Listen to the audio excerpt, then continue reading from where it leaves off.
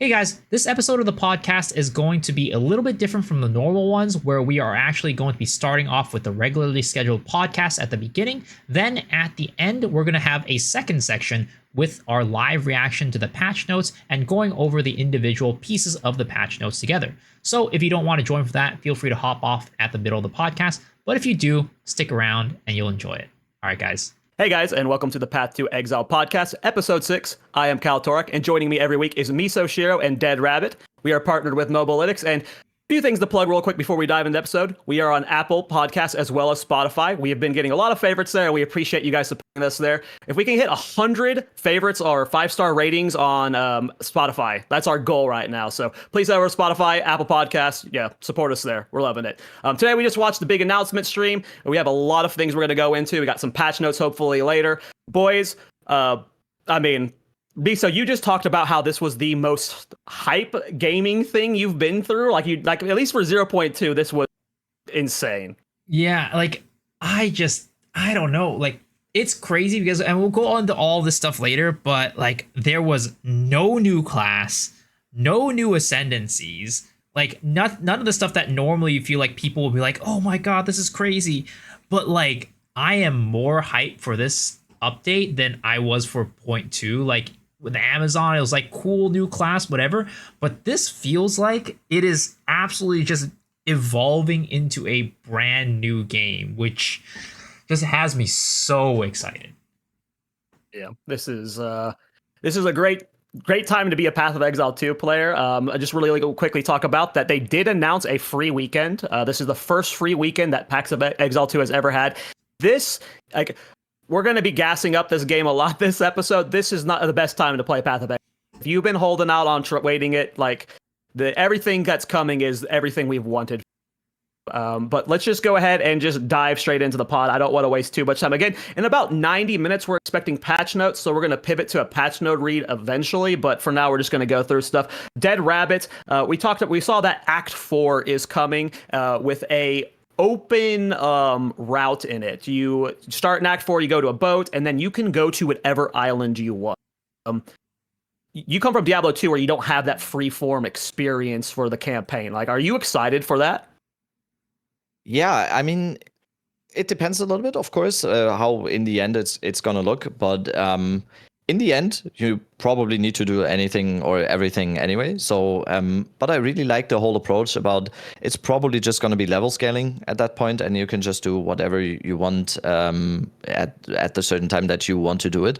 I think that's a very, very cool approach to a single act. We had a very linear approach to all the previous acts. Right now there's a really, really set way of actually doing the acts and playing through the campaign over and over again the last week in order to get ready for 0.3. It is something that does get a little bit tedious at a certain point, of course, because you are mechanically doing the same stuff over and over again, and it's already muscle memory and whatever. And it definitely has the little downside of it might feel tedious at some point. So I really like this whole approach. We got the map before. I think in ExileCon 2023 we already got the Act 4 map and this whole boat approach. So yeah, I think that's awesome. The whole Act 4 thing was basically confirmed already. Yeah. So that was something everyone was expecting. I really like the look of Act 4. I really like the whole system about the bold approach. King's March is also just something that I'm a big fan of, just story and style wise. It's awesome. It's awesome. Mm-hmm. I wonder how they're going to approach level scaling though, because with the linear acts, right, it's these areas are guaranteed oh, you're going to be here when you're level 31 to 34. There's a little bit of in Act 2 you can kind of choose where you go. You can choose Keth or the bone pits or whatever. You can interchange those. But this one is just going to be completely free. You're just going to go okay, some people are going to start here, some people are going to start there. But then how are they going to deal with the level scaling is my question, because if there's maybe they will, even though it is open, you go wherever, there still is going to be this area is going to be higher level than the others. So there kind of is I guess maybe ideal trajectory that you go, even though you can technically go to every area freely. There will always be a min-maxers will always found the optimal route, right? Like that's always going to exist. I imagine what's going to happen is the first island you go to is range 45 to 47. And then once you've completed that island, the second island you go to is 47 to 49. Now, that leads to balance situations where this boss is harder at 55 than at 47. So you always want to do island 3 and the first few islands. Like that could lead to a situation like that. I just assume I assume that the min-maxers will find the optimal route eventually. Like there will be this island has a side objective that rewards the first greater jeweler's orb. So you're always going to go get that greater jeweler's orb at island 2 or something. Like that's where I figure that's where it's going to get min-maxed, but I feel like the level scaling is fine. They do level scaling for maps just fine, so it's just like Miso just said. I didn't even think about that in Act 2 because I always go the same route in Act 2. For me, it's always like, even though you can specifically choose, but I think 99% of the players always do Keth, Mastodon, Badlands into Valley, right? Yeah, so, Valley is you have to do it last. Valley you have to do it last because you need the two pieces. I mean, you don't have to technically, but you kind of want to because you need the two pieces from the two areas. But flip-flopping between Badlands and Keth is always, I guess, a choice. I don't do Keth because of the level difference, though. I go to Keth first because of the 2 skill points. Yes. So that's what I meant. Like, it's the rewards from those islands would be pushing you towards them. Like, I'm not... obviously, you can't go to, a level 58 zone at, 45. You wouldn't want to do that, but... it just depends on, if those islands have skill points. I think it's cool. I didn't realize that was how Act 2 operated until you pointed it out. It really does have that free form to it. This would be a bigger step into that. I don't know. I think it's cool. Yeah, we'll see how they execute it. Hopefully, again, hopefully it works. Hopefully, I doubt there will be level scaling. These areas scale with your level. I think they're gonna be they're gonna have set levels, but you just have a choice of do I want to take this on early where the mobs are a little higher level than me, or maybe I'll come back after I've leveled a little bit. I'll check the website. I didn't get a screenshot of how many islands there were. 16 areas. It says 16 areas, 12 bosses. Interesting. So yeah, okay. That's quite a big act, I think. I'm not sure about the areas. What it depends, right? What is an area in the end? It depends. It depends. 12 new bosses sounds a lot, and then we have the 3 interlude acts on top of that. So yeah, I mean, that's why I'm saying I don't think it's that big yet, because it depends on when the interludes start. Is Act 4 only supposed to be 45 to 52? It goes up to 60. Then 60 goes up to 60. Yeah, you're going to be 60 by the end of Act 4. So Act 4 is huge. So what is Act 5 and Act 6 supposed to be then? Is Act 5 supposed to be 60 to 63 and Act 6 supposed to be 63 to 65? Where do Act 5 and Act 6 fit into the arc of 40 to 65 then? I mean, sorry, are you sure? Are you sure it's going to be 60 in Act 4? 60 seems high for me for Act 4. Isn't 60 the interlude acts? No, that's what I mean. That's when Interlude starts. Interlude starts at 60. So it'll be Act 4 will take you up to 60, and then you start the Interlude. 15 levels. That'll take you from 60 to 65. Okay. So what's going to happen? That's a big act. What I've heard is Act 6 is supposed to be a very small act. So it's supposed to be shorter than the rest of the acts. So perhaps it's going to be Act 4 is up to 6. I mean, they can always change the scaling later on too, right? That's always a possibility. They can always change the scaling, though the length of the act probably isn't going to change. So that's another thing to think about. How long are we spending in Act 4? And so it might be a situation where maybe it's either Act 5 will be 60 to 65, and then Act 6 is just a really small thing. Or maybe they change the level at which we start maps at completely. Who knows? When all the I did find the line on the website. It is 8 islands in Act 4. It is 8. Okay. So areas is probably always if there's a second layer to a map or whatever, that's probably a new area then. So it's just like the other acts. Yeah. I like the approach with the three interlude acts, especially because they explained it pretty well, or Mark did in the announcement stream as well. they just want a more streamlined approach from coming from the campaign into the end game. And I think at this stage it wasn't like something that I was too worried about, because I think that was already for me something that I kind of feel like I've gotten my way around how to transition from campaign into end game, especially on my second, third, or whatever character. But I still think that is a huge benefit to most of the player base when it comes to okay, I'm finishing campaign now, and now I'm starting my transition into endgame, and this is what's going to be happening now. Because what I had as a feedback a lot, especially from newer players or people who were newer to ARPG or like these live service ARPGs in general, was that they kind of felt lost once they got into the endgame, because there was like a wall you kind of hit. You're doing the campaign, and then you're thrown straight into maps. And sometimes that is, and that is something that I experienced as well, is that early maps, sometimes your build feels the weakest ever. And you're kind of like, oh God, I can't even complete like this tier 5 map now. That means I cannot really get upgrades to even get better or whatever. And you kind of hit a wall at a certain point. And alleviating that hitting of a wall is, and if that is intended to be that with the 3 interlude acts, I think that's a huge positive. I like the interludes. Go ahead. I was just thinking, like, I wonder, because we're talking about interludes as like potentially a way to bridge like the campaign to endgame in terms of playstyle and like learning how to navigate endgame.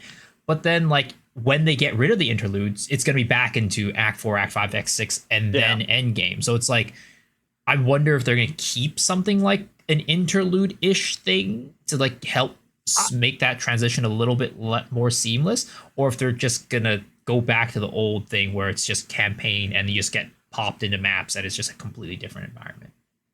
I don't think the interlude was necessarily set up as that transition. I hope it helps in that sense, but the way they explain it to me is they are very temporary. Like, they're going away. Like, these are almost like a treat for the community. Like, we get to experience these little packages of lore that like people down the road won't ever get to experience, right? Like, no one's ever going to go back and do those ever. So it's like kind of like just it's something they had to do to bridge that gap. Like, we couldn't do cruel again. Like, we're going to talk later about how the trade changes are the biggest thing for the game, but honestly, right now the biggest thing for the game was getting rid of there's more complaints about cruel than anything. So this is the hugest change, and anything they had to do to get rid of that gap, I feel like that's just where the interludes came from. I'm curious if they will be that bridge between mapping. It's funny that you mentioned that, because like that is the mapping experience right now. You either hit maps and you hit the hardest wall immediately out of, or you just coast for a while. There's no like in between. So an interlude would definitely help. I'm curious. It's only 60 to 65. And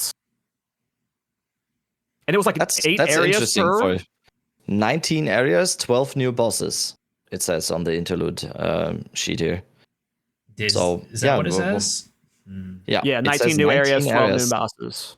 For 5 level. That's kind of I mean, I think it's gonna be like the interludes are kind of like mini mapping experiences from what I can tell. So it's like basically the same as going through 19 maps, and 12 of them have bosses, I guess. Maybe so you're not expecting like act zone type things. Like, we're not getting like a huge, like, we've got the big act zones. Like, and I doubt there's gonna be any real story in there either. So it's literally just gonna be like zone to zone to zone to zone is like how I feel it's gonna be like. And maybe there will be like a little bit like over like some dialogue while you're going between maps or something like that. But I don't think it's gonna be anything like really act like. It's gonna feel like a mixture between campaign and endgame is how I imagine it looking like. I think that's a good call. Yeah, so it's not anything like, oh, you're gonna be like progressing through these, like you're gonna like have like a little you press the U button and you have like teleports and go to different, like it might, I mean, there might be, but it's just gonna be very, very quick, like map done, map done, map done, map done is how I imagine it. Yeah. But that makes sense to me. Before we move on from Act 4, I don't know if we're moving on, but before we move on, I do want to touch a little bit on like the length of Act 4, because I know a lot of people in their mind always say like Act 1 is the perfect length, Act 2 is fine, but Act 3 is way too long. Like Act 4 is supposed to take place between Act 1 Cruel to Act 3 Cruel. It's supposed to replace that, right? So I'm really wondering and hoping, like, I hope that we will not feel act fatigue with the Act 4 being so long. Like, I'm hoping that Act 4 kind of feels like multiple acts in a way, right? It feels like each of the islands are unique enough to feel like they're just a bunch of like little mini acts back, like, you know, that you're going to. That's what I'm hoping. But because I remember when we were first talking about the potential of like, oh, are we going to just get Act 4? Are we going to get Act 4, 5, 6? Like, in my mind, I was like, because people did entertain the idea of like Act 4 being as long as 1 to 3, and it's just going to replace it. And I was like, there's no way they do an act that is that long, because people are already complaining about Act 3 feeling like taking forever. So I'm really interested in seeing like how they're going to execute it to where it doesn't feel like you're just stuck in an act for like hours, because you're going to be in that act for like at least, I think, like 2 hours. Like most people, probably like 2 to 3 hours. I've never understood those complaints. Like, if I was in Act 1 for 1 to 65, I don't care. Like, I'm going 1 to 65 as long as the journey is fun. Like, act fatigue doesn't exist for me as long as the act is good. Like, Act 4 could be 2 hours long.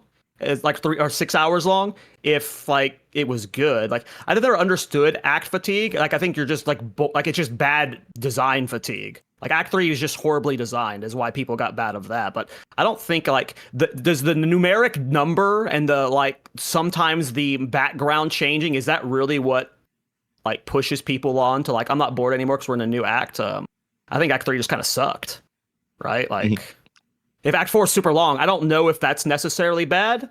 It's just as long as it's not bad. Yeah, I'm totally with you. I think on the whole topic of is it too long or whatever. I think with the whole thing of 3 interlude acts, because before this all dropped, we were kind of discussing what will be the approach if we only get 1 act, for example. Is it just going to be Act 2, 1 to 4, and then they just remove Cruel without like any substitute, in this case the 3 interlude acts? I think that they even added these interlude acts means that they probably play tested Act 1 to 4 and decided, oh, it's that much shorter than the usual Act 1 to 3 Cruel. So they just introduced the interlude acts, which is, like Miso already said, which is probably something that was pretty easily implemented, because they probably just used some extra assets they had. They just added some new maps or whatever, some new areas from some assets that they probably already have for some of the other acts. So yeah, I just my guess is that we are probably campaign lengthwise are gonna be back at what we have now lengthwise, what we have now with Act 1 to 3 and Act 1 to 3 Cruel after. I that would be my guess. I don't think we're going much longer than the campaign already is. There's no way it's longer. Yeah. No, I don't think so. And I absolutely prefer having 4 acts, like 4 different acts, and then these interludes, instead of just doing the same acts over and over again. So I think we should be at about the same level again. Mm-hmm. Yeah. So before we move on from acts, the other thing that they talked about, I think, was 100+ new enemies, which just means 100+ new specters. So, and they also, we'll just talk about it now. They also mentioned that specters are getting some love. It's kind of funny, in going into 0.2, they overhyped specters. They were the ones that were like, there's going to be a bunch of broken ones, we're going to have to do some nerfs, and then like 90% of them fell flat, and then the ones that were broken got removed from the game. So no specters were good. But now, like, they're saying that this time they're going to let the chaos happen, and we're getting another 100 enemies. I mean, that's 100 new mob types is crazy. And they're cheaper now. Mm-hmm. Oh, and they're cheaper too. Yeah. Yeah, cheaper and now. I think they buffed their damage too overall. So yeah. Lots of specters. Many capabilities now. Like we talked about this on the podcast before. Specters fell incredibly flat in the 0.2 league. So this is just, I think it's just another chance now. This is like round 2 Spectre wise. So yeah, excited. We'll talk about the minion changes later that just help Specters a lot too. So yeah, it's just it's really cool. Every act like I don't assume Act 5 and 6 are going to have as much density, but maybe they do. Like, who knows how many enemies we have by the time Act 5 and 6 get here. Did you guys have anything else you wanted to add to the interlude and act discussion? I mean, the new bosses are cool, but we didn't really get to see them. Yeah. No, I mean, all it is just like they're getting rid of interlude again, but I'm hoping that there is going to be eventually some sort of bridge between Endgame and the campaign, because it feels like it is very jarring for a lot of people who are not used to this AR. I mean, I feel like it's probably a problem in Path of Exile 1 too. If I were to think about it, it's probably very similar. Your pacing and how you play the game is just so different that hopefully they find a way to address it and make that transition a lot more seamless than it is already, or it is right now. Agreed. I mean, on your question, it basically was my number one wish here, because 12 new bosses in Act 4, 12 new bosses in the interlude acts. We're going to talk about the league mechanic, of course, that also implies some more bosses as well. That is something that was really, really hyped on, especially in my stream over the past few weeks. That is what I want. I think getting more acts, and we are getting a lot of endgame stuff now with just one added act and the interlude acts, and that they have especially like a big focus on some bosses and some new areas in the interlude acts just shows to me that they have absolutely realized that one of the most important things to add right now is just variety of content in endgame and more stuff to do, more variety. I don't want to kill the same map boss over and over again and do the same 15 map bosses over and over again. And this is just a huge step into that direction that I was just really, really hopeful for before today's stream. So yeah, let's go. I'm gonna go a little bit out of order here. I feel like the campaign discussion transitions well into sprinting. I feel like sprinting has more of a place in campaign than it does in endgame. But we do have a new mechanic added to the game where you can maneuver faster around when you are essentially out of combat. You can't do any actions. You can't have taken damage. Essentially, you dodge roll and then you hold spacebar, I believe, and then you just get this sprint buff where you're moving faster. The way I see this mechanic utilized is mainly during the campaign. I don't know if you feel the same way, Miso. I just see it utilized to backtrack. It's helpful for looting specifically, like whenever you've cleared the area and you're going to go pick up all the regal orbs, exalted orbs around and stuff. You can dodge roll and you can sprint around to grab them. But in terms of combat, I don't see it adding a bunch. And I feel like, maybe I'm wrong here, but I feel like most of people's complaints come from movement speed during combat and action, not out of combat. This is great, but I don't know if this solves everyone's problems with movement speed. Do you feel the same, Miso? Yeah, so to preface this, right, I think we should give a little bit of a background about how sprinting works. So sprinting is a new mechanic where when you hold your spacebar, you're going to do a dodge roll first, and then if you continue to hold it, your character goes into a sprinting animation, which from what I can tell, you're actually moving pretty fast, which is a good thing. But the thing is, the kind of the drawback for sprinting is that you can't actually use it in combat, because the moment you get hit by anything, like a monster can just sneeze on you and you're literally tripping and falling, like you're just falling to the ground and getting heavy stunned.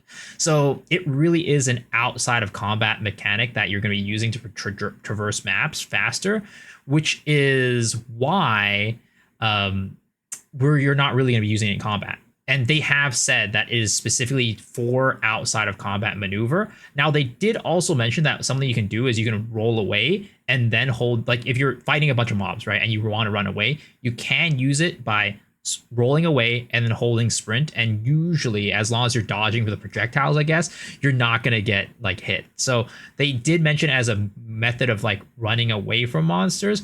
But for the most part, you're not going to be using it in combat. And I feel like it does address some issues with, like, for example, maybe in like mapping for endgame, you might have a situation where, oh, I missed a rare, but then like the waypoint, the checkpoint is too far away from that rare, so I'm gonna go and run to that monster. So in that case, it can be used while mapping, but you're not gonna use it while in combat. It really is, like you said, feels a lot like it's gonna be something that's gonna be mainly used for campaign.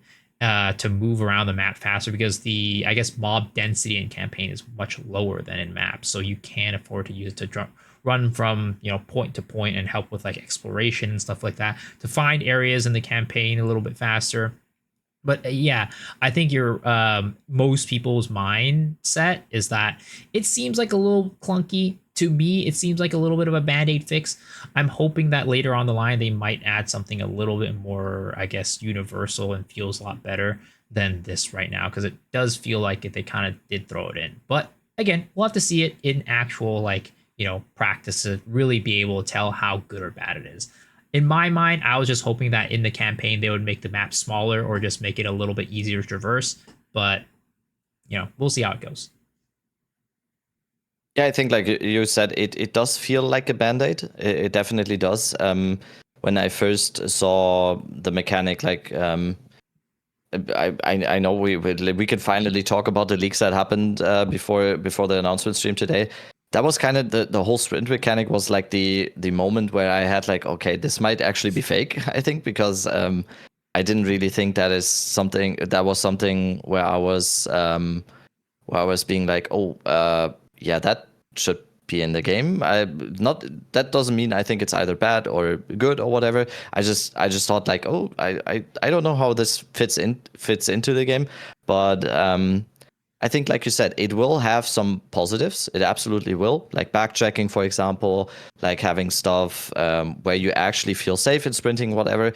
That is going to be a definite positive for a lot of stuff because most people are always complaining about how tedious it feels to just run back or whatever, or traverse an area without actually doing something. I think that is the biggest frustration most people have. But also, like Calturax said, for example, I think a lot of the complaints about sprinting or like not having enough movement speed was mainly in combat. So yeah, that problem definitely isn't solved, I would say. There was something in the live stream, by the way, where they said apparently you can cast spells or you can cast attacks or whatever in order to not have the stun. So if running, it's basically just you cancel your sprint with your attacks. Yeah, is all it is. Which could be something. I would honestly, kind of describe that as some sort of skill expression. That would probably be like you sprint from group to group, and if you like perfectly cancel the sprint and whatever, depending on like, for example, if you're playing the like no weapon monk now or whatever, it's like sprinting towards that, and then you go into the fighting style or whatever right into the next group. Could be really cool. Overall, I think. Just like my first impression was not too good. I don't know if it's something that fits in, even though that is a mechanic from Diablo 2, by the way. It was just it is probably one of the biggest thing that I don't know how to feel about yet. So yeah. So like my thoughts are that the biggest problem I have is it's stunning you when you get hit. That is ridiculous. That is going to be such a pain in the ass for new players. And this is like a mechanic you want new players abusing. Like they're going to be getting punished by it so much so early on that they're going to stop using it. Someone like Engormus, who can navigate the low density of the campaign, he's going to dominate with this mechanic. But your average player is going to struggle with it because of the knockdown. And we saw in the videos when you got knocked down, you were knocked down for a while and you died usually. The knockdown is the problem with it. I am calling it now. That is getting reworked before 1.0. The simplest change is when you get hit while sprinting, it goes on cooldown for 30 seconds, an extended time. You can't use it for a very long time. The knockdown mechanic is ridiculous.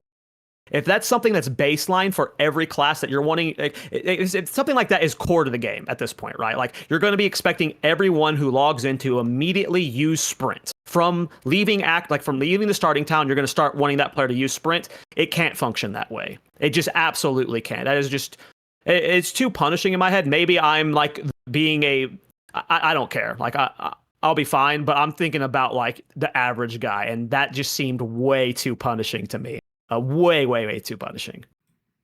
I mean, for me, when I played, I don't know if you guys obviously didn't play Lightning Spear. I played Glacial Lance, which built a lot very similar to Lightning Spear. And part of it, like as a part of my experience playing that, I did do Roa mount, and I hated being mounted on the Roa because of the fact that you had to worry about like getting knocked down and dying. It happened to me so many times. I feel like when I was doing that, 90% of my deaths was because I got knocked off of my Roa and died. I mean, you could say skill issue, not managing your meter well enough, whatever, right? But it was something that I got really frustrated by, and I just eventually ditched the Roa. I was like, nah, I'm done. I'm not using this. So I can totally see it being like something that, some people love, but some people absolutely being like, no, I don't want to use this unless it's just to traverse the map. Yeah. That's why I feel like it's going to happen. Like, I feel like most people, like if you're new to the game especially, you're going to use sprint and you're going to get hit by it outside of the starting town. Like, it's going to happen really quickly and you're probably going to die. And you're going to use it again and you're going to get killed by the wolves, ag that throws the red thing on the ground that hits you, and you're not going to sprint again. That's just how I foresee it. Players like us who can like manage the low density and stuff, we're going to find uses for it, but I imagine there's going to be plenty of of those clip channels that are targeting like the reactions of streamers getting pissed when they dive to this mechanic. Yep. It's going to be rough. Anything else on the sprint? Go ahead. Yeah. It's either going to be like parry, that actually no one is actually going to use it, even though it was like a thought of mechanic that GGG thought it's amazing or whatever, and it made it through playtesting and whatever, and it just ended up as not being used at all. I don't think anyone is using parry. I do think it has a little bit of a difference to parry mechanic now, because there are actual use cases when it comes to when the risk isn't there. When the risk is there, I would probably never do it, because the whole knockdown mechanic is just so punishing to me that I would never risk it, basically. But when there's no risk attached, like I have to just backtrack on an empty map to like a last rare, or I have to backtrack for some loot or whatever, then it will definitely have a lot of use cases. I do think though that it is a band-aid. I'm with you, Culturac, on the prediction that it's probably a band-aid for now that will be changed up for a real solution at some point, I think. Yeah. I talked about this on my stream last night too, because I said the exact thing. I said it's probably a band-aid fix. They're probably going to remove it at some point, and people were like, "There's no way they're getting rid of features. Like, there's no way they're going to remove something and get rid of a feature." And I said it's not about getting rid of features. Like, in a very literal sense, yes, if they remove it later on, it's getting rid of a feature. But what I was saying is it's a placeholder for a problem solve. If you have something else to replace it, that's a better solve for the problem of movement speed or like feeling like things are too slow. I don't think people are going to worry about it. People aren't going to, hate on it. Just at a very base level, I mean, I know some people are going to hate it. Some people are going to love this. But, let's just say they're like, you know what? Screw it. We're just increasing movement speed across the board by 20%. So I don't think anybody would hate you removing sprint for increased movement speed. So that's kind of how I explained it. Like, it's not about like removing a feature. It's about they have a problem right now. This is a solution for it that they've come up with. But if they have a better solution later on, I don't think anybody's going to be annoyed that they're going to remove sprinting for the better solution. Yeah. I also think it's a little silly. Like, we're in an early access game, so you kind of want the developers to take risk on system, and like you can't say like you can't add it and remove it. This is early access. This is the time to take those swings and miss, right? But yeah, I think like we all agree that sprinting has potential. We'll have to see on the execution of it outside of combat. Like, I feel like we're going to be abusing that. Mm-hmm. Just looting is going to be. Before we dive into more endgame stuff, I just want to keep on the non-endgame stuff. We're going to talk about the asynchronous trade. I feel like this isn't just good for PoE 2 players. This is good for PoE players. Like, this is going to eventually come to Path of Exile 1. If you don't know what asynchronous trade means, it just means like off. You no longer need to be online to trade. You no longer need to be in your stash to physically hand it to the person. They've added a little vendor that you put your gear into, or you put it into this tab. You list the price just like your normal price tabs, and then someone can show up and then they just buy the gear from the vendor. And voila. I mean, this is something we've talked about. I feel like the entire community has pitched this very idea with the vendor. I know you've pitched it on this podcast before me. So this is so huge for Path of Exile and its future. Like, you could not have released 1.0 without this feature in my mind. It's really funny because like we all just like burst into like, oh my god, thank you so much for adding this. But yeah, sorry, I cut you off, Rabbit. No, it's all good. I would say it was the most, like, the biggest reaction we had, all of us at Yes. that, because we all knew that it was coming eventually. If I had to take a bet before today's announcement stream, I wouldn't have bet on that it's coming this patch. I'm actually very surprised and impressed that they managed to pump that out as fast as they did now, because the discussion actually kind of felt like it reached Jonathan, or like in the interview, just like not too long ago. Like there was a time not too long ago where was it the Zizarin interview or the Ghazi and DM interview, I think, with Jonathan, where he kind of got a little bit agitated that he got the question again, because he was like, yeah, I've answered it. I don't know. I don't want to misquote him here, but he kind of said like, I've answered this question multiple times now. I'm not answering this question anymore. And that is not too long ago. And to have a shift of opinion in GGG on such a large issue in such small amount of time is actually something I think is very rare to see these days, especially like in game development and whatever. And it's just something to honestly like take your hat off for, because not only have they actually changed their opinion this much in such a short amount of time, but they've also found a way to implement it in the next update after the discussions were already on the like, no, we're not doing it. Next update, we're getting it now. I'm thoroughly impressed that we're getting that.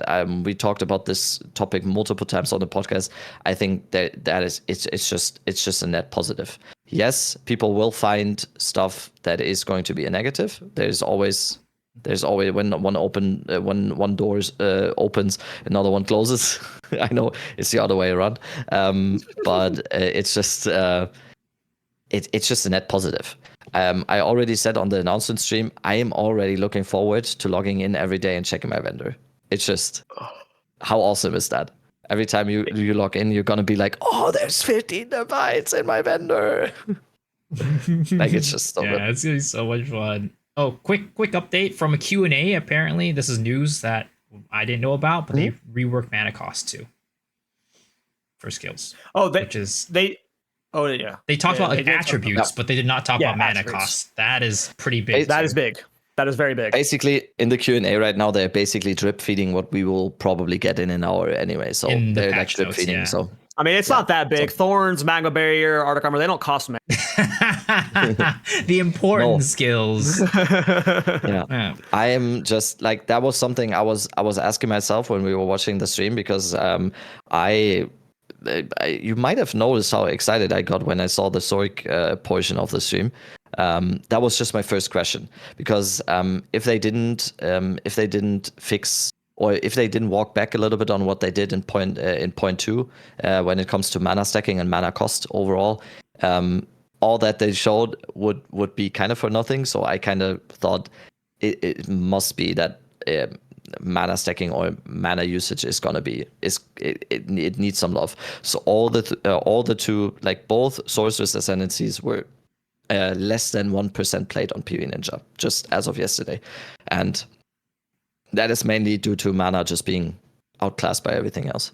I think it's gonna change with this batch. I really do. But going back onto the trade stuff again, I don't know if we prefaced it by like how exactly it's gonna work, but trade is going to be, we're getting basically kind of like an instant buyout type of situation where people can buy it offline. I think the big thing to note is that you will still need premium stash tabs. So what's going to happen is there's going to be a vendor, and then she's going to be basically your trader, the person that's going to help you set up your shop.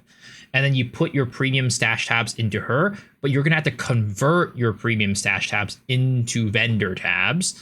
So you don't have to buy new stash tabs, but your old premium stash tabs, from what I understand, are going to be like you can have a choice to convert them into the vendor tabs. And I don't think you could convert the vendor tabs back into normal stash tabs afterwards. So you're just going to go put your items in the vendor tab. You're going to list them for a price. And then the new NPC is just going to be like, okay, we're going to sell them for you. And the actual like way that you buy these items and sell these items, it's still going to be through the website. You still have to open up the PoE trade website, look it up, but instead of pressing the whisper button this time, you can go and teleport directly to their hideout and then click on their vendor, and you can go and find the item that you're looking for and buy it off of it. It's still not like an auction house because it's not an in-game UI, which I still think they should have an in-game UI. Like, I don't know why we're still working off of the trade website. They did mention that you can still use the old method of trade. Like, you can still use the premium stash tab and put your item onto there and list it for like whatever, and then you can still whisper people for it. But like, I don't know why they're so attached to this old system. Just have you seen console? Console has a real UI for trade. They don't have to use the website. I don't understand. I've never played on console, so I don't know.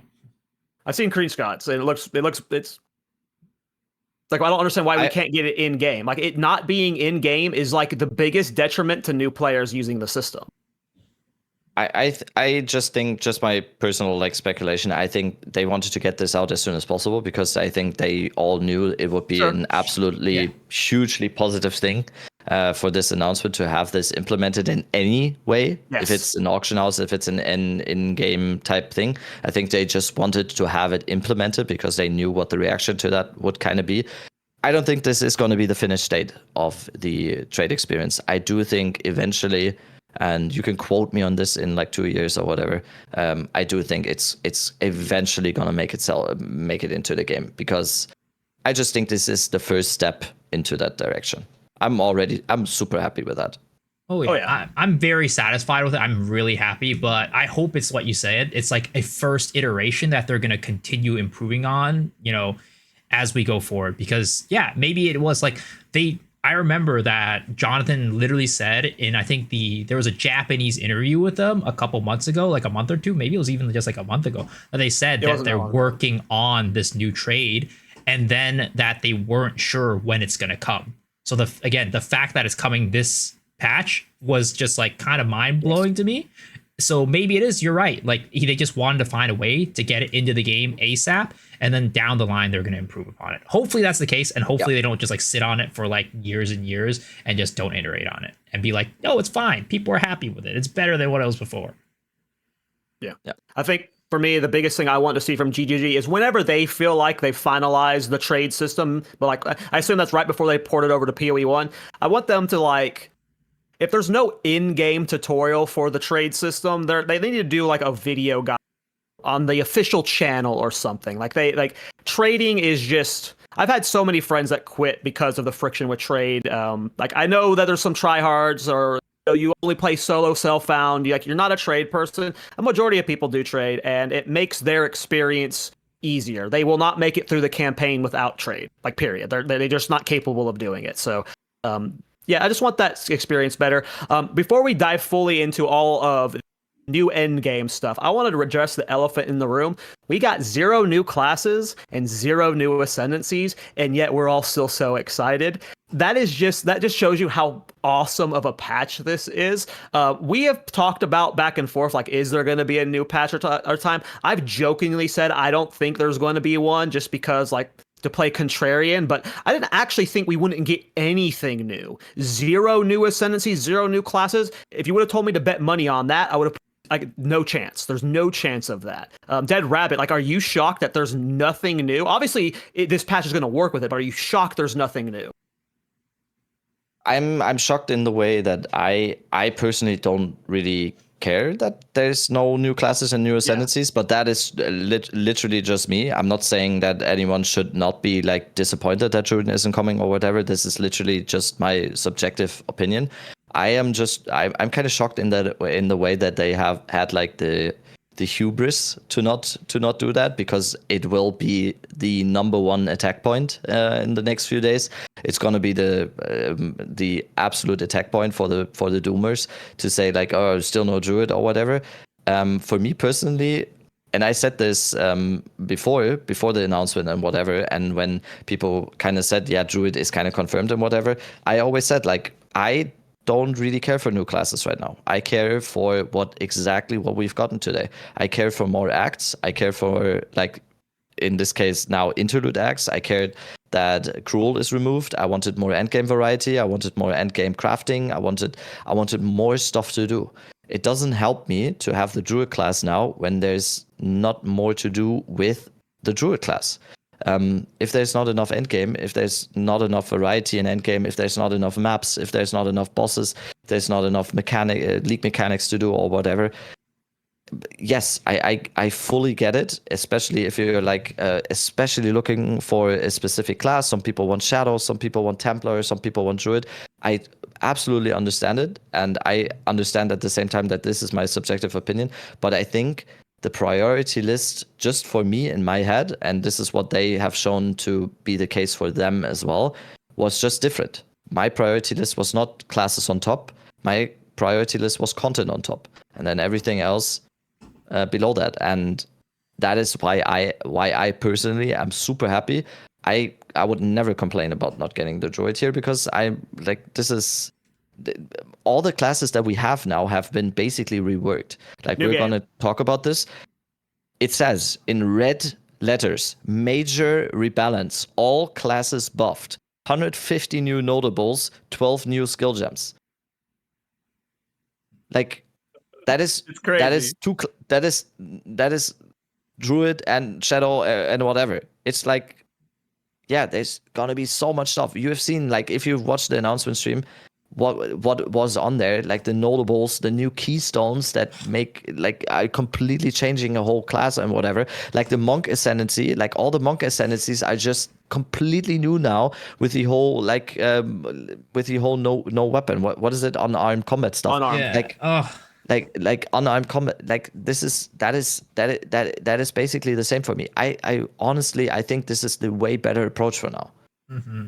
I mean, here's how I see it, right? They basically had the approach of like addressing certain audiences. You either address the more casual or / new player, or you address the existing audience who's been loyal to your game, playing it, every season after season, right? Because in my mind, the more newer player, person who hasn't tried out Path of Exile yet, or maybe a person who just doesn't really delve into like the deep inner working of builds or things like that, they're probably looking for a new class as the reason to play.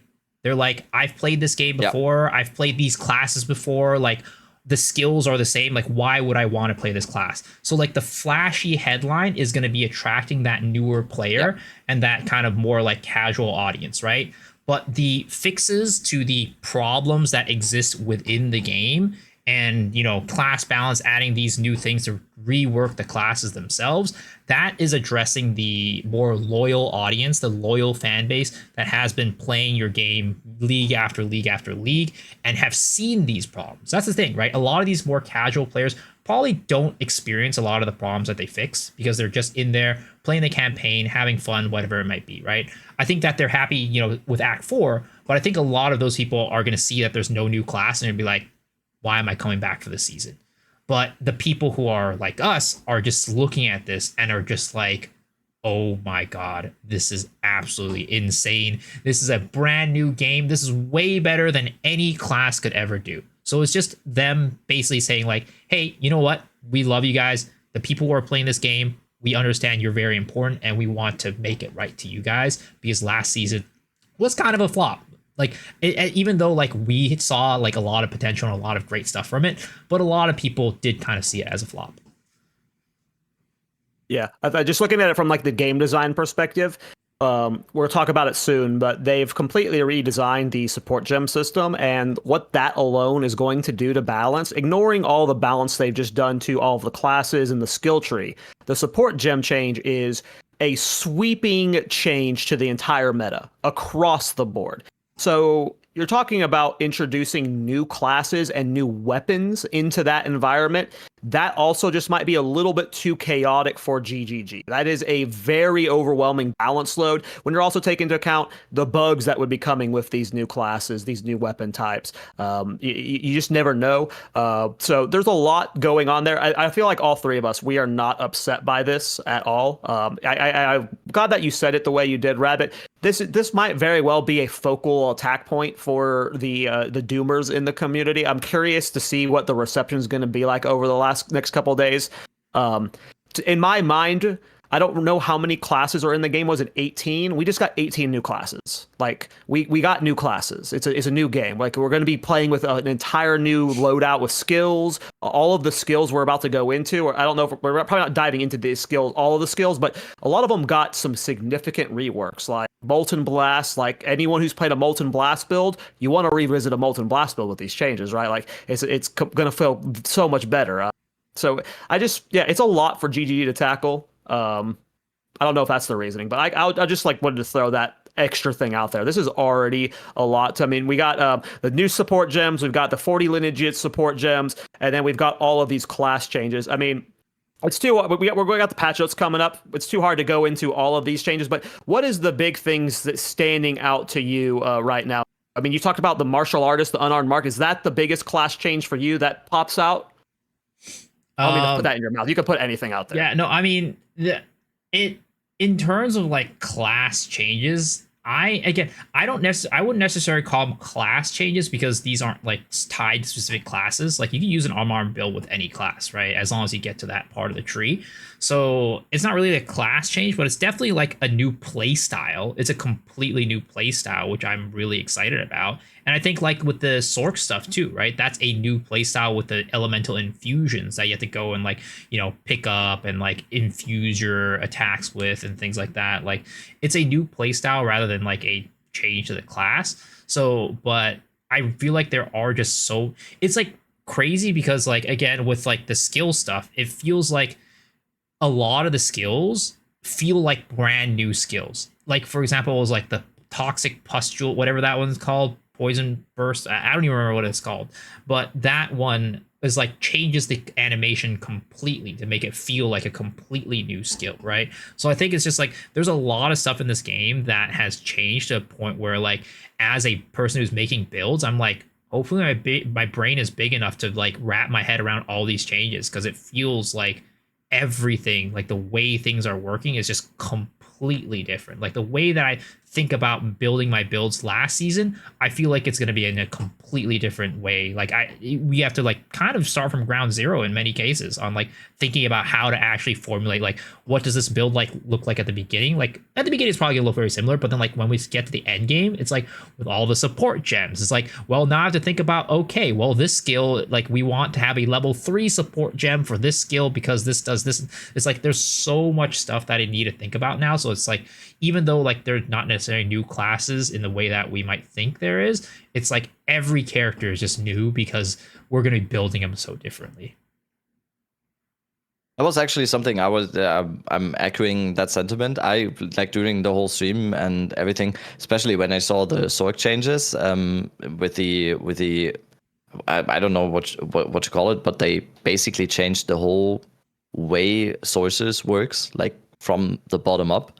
The whole that it is elemental elemental weakness now instead of just like the corresponding element. I don't think I realize. I was about to say I don't think people realize how big that is for the class overall. It completely changes the sorceress class, and I had the same feeling like you Miso, when just everything kept happening and kept happening. I even got like, oh my god, am I actually gonna be able to get all of this together? And that is not something that is negative. That is a good thing because yeah, I don't know if overwhelmed is the right wording, but it seems like a lot right now, and that is in the end that's a good thing. I am for sure not underwhelmed here with everything that is happening, and there is so much class expression here with just by support gems alone now. Like everything has changed when it comes to that. Just basically every build in the game has not only changed if we take out the major rebalances like the classes buffed and the new notables and the skill gems. Everything would have already changed if we only got the new gem system. That is already such a big change because every build now has different approaches to it just by the nature of us being able to have multiple support gems and multiple skills. And then we have build defining lineage support gems. And we don't have 10, we don't have 20, we have 40 of them. Like we saw like 6, 8 at the most. Like and there they're are all 40 cracked. of them. There are 40 of them, and they are absolutely build defining. And it just on that, it is so much. There's so much class agency and so much like in here that yeah, it comes back to the question: are we dissatisfied with no new class? I don't think Not so. at all. Got I don't 18 think new so. classes, man. Yeah. My thoughts are it's any guide from pre 0.3 is out of date forever. Like there's no going back and updating those because we have like the multiple support gems and then you have the ranks of the gems. Like you'd have to completely rebuild the guide from the ground up, right? Like so like it's just such a brand new game. I know it doesn't like from a build maker's perspective. I don't know if like everyone feels that way, but from our end, like everything is tossed out. Like if I was wanting to spend the next week practicing, I would feel like an idiot doing it. There's nothing I'm practicing right now that's going to translate well. Like the only thing you're practicing is like some of the mechanics of the fights and like some skills, but like it is very overwhelming. I wanted to do like league starter builds starting tomorrow. I don't even know where to start now because Exactly. I can't even do the guides because I don't think Mobalytics is gonna have everything in there tomorrow. How am I actually doing like build guides?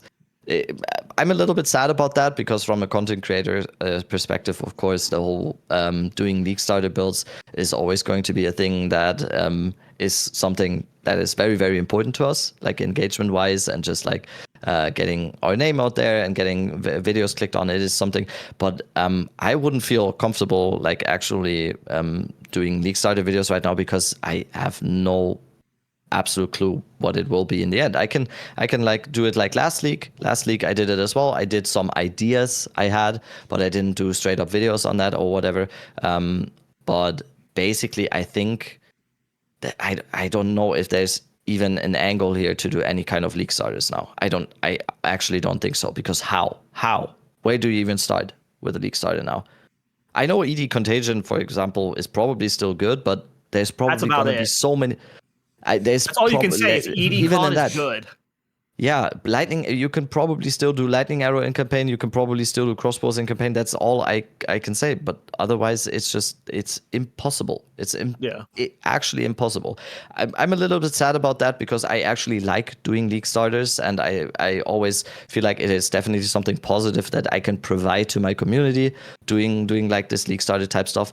But as of now, I wouldn't feel comfortable doing that because I would that would just be content farming and not actually providing something to my community. Like, it would probably get a lot of clicks, but it's just as soon as the game drops and we actually have everything in the game, it's just gonna be for nothing. And then people are gonna be like, "What the fuck? What did you do to me here?" And yeah, what I wanted to say as well is Mobalytics better start implementing stuff right now. We'll send angry messages to Dalcora. Get them I've to been go. Get them I've been moving. doing work with them like I've been feeding them feedback on one of their new systems, Mm-hmm. and like that system is like has to be tabled now. There's no way they can like prepare the support gem systems. Like the ranks of the support gems just breaks the Mobalytics way. Like there's just so much with this patch that like has to be overhauled.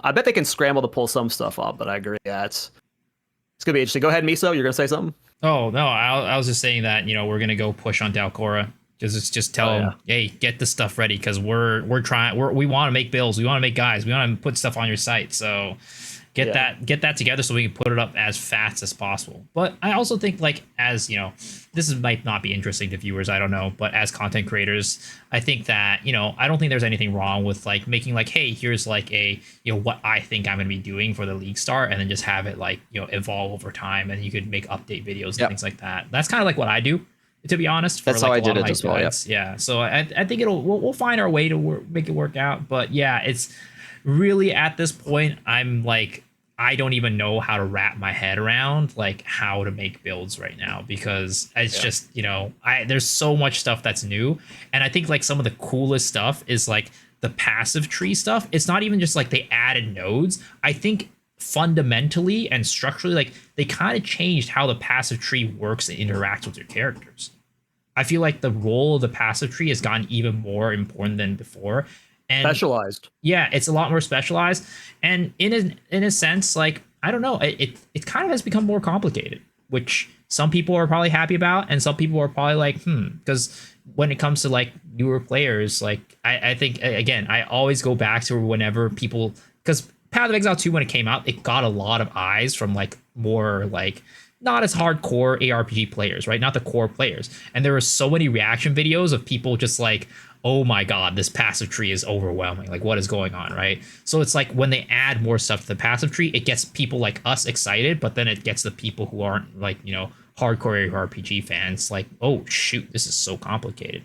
So we'll see how that goes. I'm excited about the passive tree, and it does seem like it fundamentally is being overhauled in how it interacts with your characters, which is super awesome. Yeah. So I want to just throw this out there.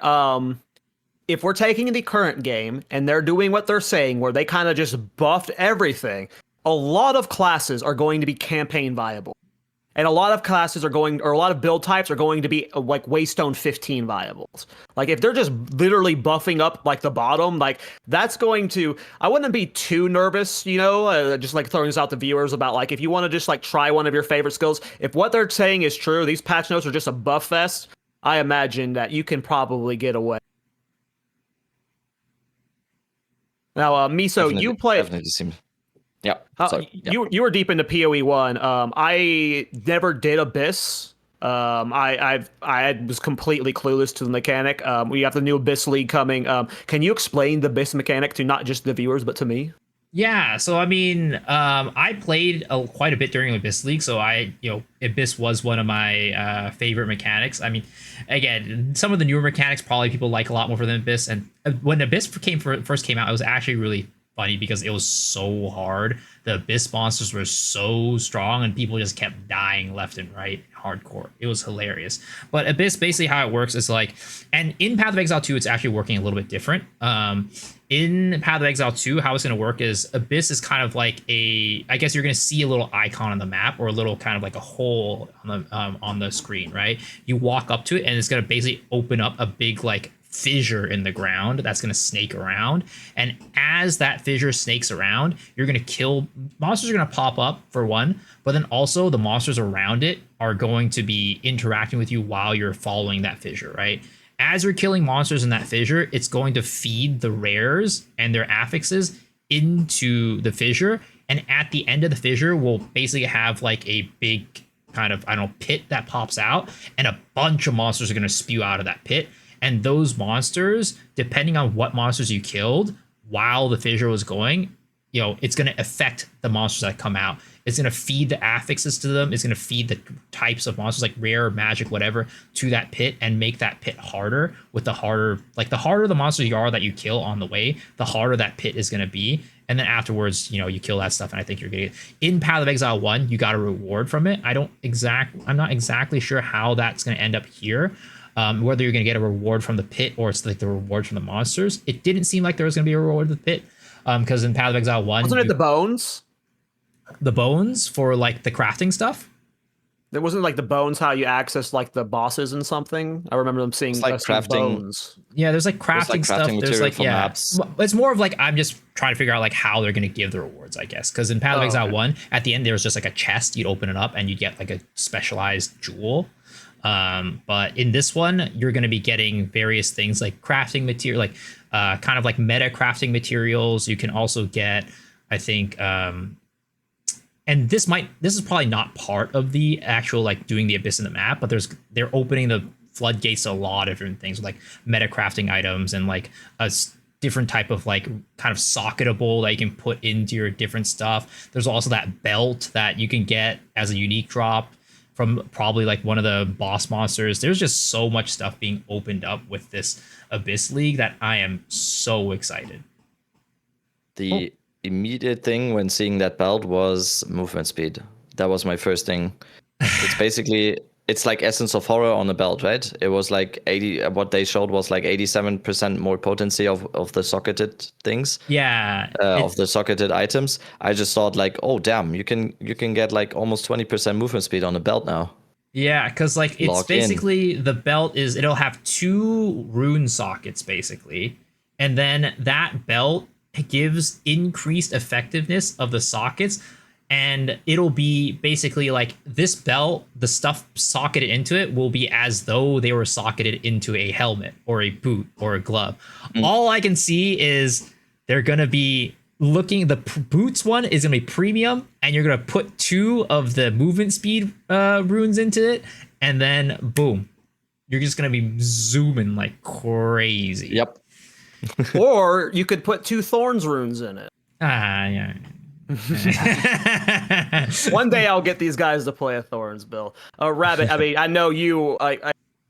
The trading stuff like was all cool to me. Like I'm like, oh yeah, cool, greater stuff. Oh cool, look at this trade thing, or like, it's not trading, crafting stuff. Excuse me, like all the new crafting currencies. I look at it and I think cool, but to me, I always just trade crafting currency to get items off of the trades. You have won't been anymore. binging. I won't anymore. Cool. So I want you to go ham on things. Like, are you just like through the moon?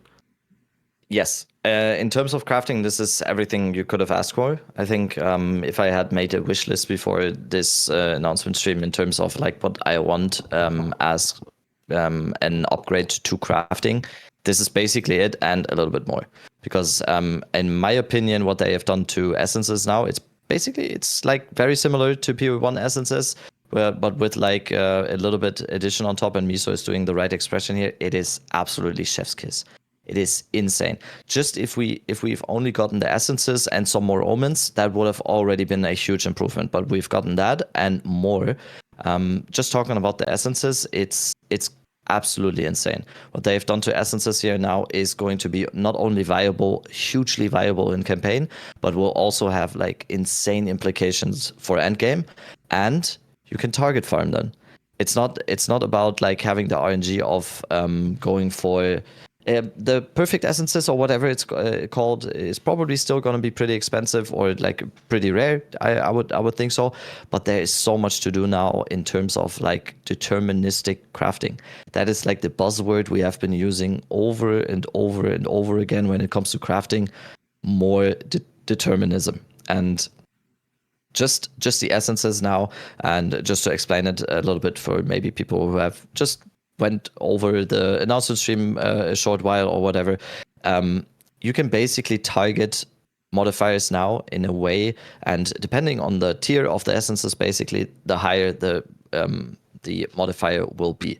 So if I have a ring now, a blue ring, a magic ring with 2 modifiers I really want, I can now decide basically what the third modifier is going to be, and depending on how good the essence is, I can basically decide, okay, I need cold res now, or I need int, I need attributes on this ring now. This is an insane change when it comes to not only like baseline crafting or crafting for people who are on the lower end of crafting, but this also starts off crafting for higher tier crafting. It is good for both sides on that. And then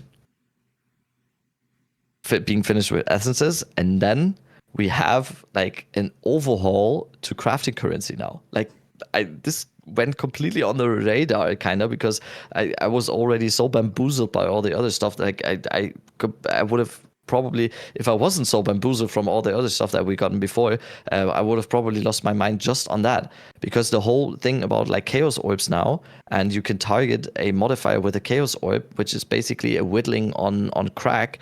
It is insane now. The crafting capabilities in 0.3 now are gonna be massive.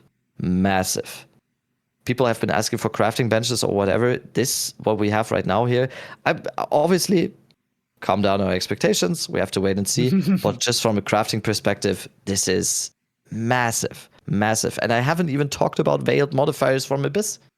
Like, this is incredible. I can already see the perfect chaos. Like the there's a new, like all the currencies are gonna have like tiers, like regular ones and like greater ones and perfect ones. And depending on the tiers, it's gonna roll certain tiers of affixes. It's like there's a minimum tier of affix are gonna re-roll. And I can already see the perfect chaos orbs are just gonna be so expensive. I don't know, like they're gonna be pricey. That's all I can say. And in terms of the essences, I think like the essences are going to work like a lot of the essences are going to work like they are in PoE 1, where it's like they have a specific stat that they add to the item, right? So you're going to like put it on the item and it's going to give guaranteed like fire damage to your attacks or something like that. But then I think there's also the ones that are working kind of like chaos orbs, right? They will remove a random line from your gear, and then they will put in that stat instead. So that's going to be really cool as well. Yeah. Isn't essences now like it'll give you a roll of like a type of it? So like if you're doing fire, it'll just give you some like it doesn't matter what fire, but now it's like way more targeted. Yeah, that just sounds. I will definitely be spamming essences during the campaign. At least like that seems hella value. Yeah, that's really cool. One thing I want to talk about with the Abyss League stuff, if you're new to Path of Exile 2, when you like this is the first actual real league mechanic we're getting. A league mechanic when we go through the campaign and the maps, like every single like campaign level will have this. There's no RNG to hunting down Abyss League. Abyss League will just exist, and like throughout the campaign, you'll see it all the time. So there won't be a question of interacting with it. You will see it. You can skip it, of course. That's how it's always worked in PoE 1. You could always run by the mechanic, but yeah, you'll see it a lot. Mm-hmm. Yeah, this is the first league mechanic that'll be in the maps. Like there won't be, like right now, like breaches only exist in maps and like rituals only exist in maps. But this will be the first one that is going to be in the campaign as well. I even forgot about the sanctified items and the exemplary bases now. Yeah. Like crafting just got. This is way more than I expected. Crafting just got a whole new like deepness to it that is definitely something I wasn't expecting to be going this hard, because it fixed on the lower side. There's a lot of stuff here on the lower side for more people to engage in crafting on the not so expensive side and not on the high tier crafting that I've been doing for the last 2 months or whatever. But also there is going to still be the possibility of having these absolutely insane items on the specific base. It opens up a whole new like trading kind of way, because people will be trading with these bases and stuff. I honestly think just us talking about it, I think this might, for me personally, might actually be the biggest change in this update. I think this might be the biggest thing, the most important thing in this update, because I think a lot of people will realize over the next few weeks when this is gonna get used in campaign and in endgame and whatever. This completely changes the game. This changes itemization. This changes everything about this. Mm-hmm. And it's the really crazy thing is, the currency stuff, it's not in Path of Exile 1. This is unique to Path of Exile 2, and I do potentially see, if it goes well, maybe it might trickle down. Yeah. I just want to point out the comment we've all seen, and like I'm sure you guys in the chat have seen it too. The people who say that like you can't use the excuse early access. This isn't really an early access game. When you look at the changes they're making from 0.3 to 0.2 to 0.1, yes, this is an early access game. You don't make these sweeping, massive, like this is the definition of an early access game. It's just like these overwhelming balance changes, overwhelming content flows. It's an unfinished product with a lot in the pipeline, and they are shooting. Yeah, I love it. Yeah, I love it. This is going to be a lot of fun. Just like going over it again right now, it is absolutely insane what is happening. Mm-hmm. I'm sure there's so much we're missing too. We're forgetting. Oh, for sure. And I mean, it is early access, though. I still, again, hopefully they continue to treat it like early access and make more patches like mid league. Yeah. There's some other stuff we can talk about. Now, I'm curious, like my biggest concern right now, and maybe the patch notes will elaborate on this, but in terms of like endgame depth, I don't know how much we're getting. Like I know a lot of people were wanting more breach bosses. We were wanting other tiers of difficulty and stuff. We're getting 25 new maps and some new bosses. We're getting one new Citadel boss, but in terms of like endgame depth, I don't necessarily think we're getting an extra tier, and I know that is a big want for people, like especially the Path of Exile audience. You can commit to one league mechanic for 1,000 hours in PoE. It has just like tiers and tiers and tiers of bosses and bosses. I don't know if we're getting that. Do you think that we might get like one new pinnacle, but like, are you worried that we're not getting any new significant changes to the end game of Breach, Expedition, Delirium, and Ritual? I mean, when I think about it, like now that I'm thinking about it, right? I think it is kind of true that a lot of like the end game itself and how it operates did not get touched at all. Like, they didn't change like any of like, well, actually first, they did do quite a bit with the mapping system, right? The maps and how you roll them completely changed. How they are now working like they worked in PoE 1, where the harder your Sorry, let me clarify. I meant specifically pinnacle content, the top of the top, Yeah, That's what I'm just to clarify. I'll get there as well. I think like, when we're talking about endgame, like I was just saying like when I was thinking about it, they actually didn't rework too much about how the end game works, right? They didn't rework the towers. They didn't rework how we traverse the atlas. They didn't rework like how we do our end game league content and stuff like that. And like you said, they didn't add much to like the actual content of the end game, but they did add the new thing with like the little boss, like the mid-tier bosses, kind of like the uber bosses, right? That you like have like the different biomes, and then you have to like go around, like search for the keys to like unlock that stuff to kill those bosses, which will drop like the new unique support gems, which I think that is really cool, and that will be a lot of fun to explore. Again, they changed like how you enter the pinnacle content, like with the splinters and stuff like that, which is a really good change. But in terms of like end game like content, in terms of how the end game flow goes, they didn't add too much. But at the same time, I really do think there's enough stuff in there to sink our teeth into that it is going to kind of feel like an entirely new end game. I think like we now have goals for our runs, where it's like before it's either you would just map, or you would because you would just basically just map and get like stuff to sell, or like the little keys to go to do the pinnacle bosses. There wasn't really a reason to traverse unless you were looking for citadels.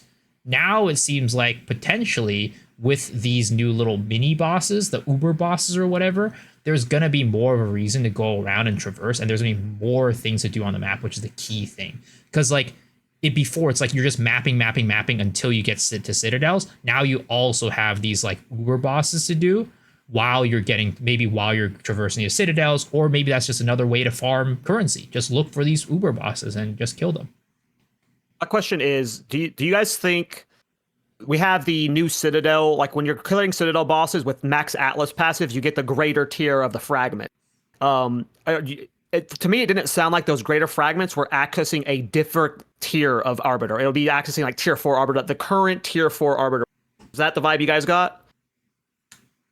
You mean with Uber Arbiter? Yeah. Like, so we have two new fragments, right? We have two new fragment types. We have the red one that they showed off. Do you think that is getting us access to a harder difficulty of boss? Or is it going to be getting us access to the current tier 4 Arbiter?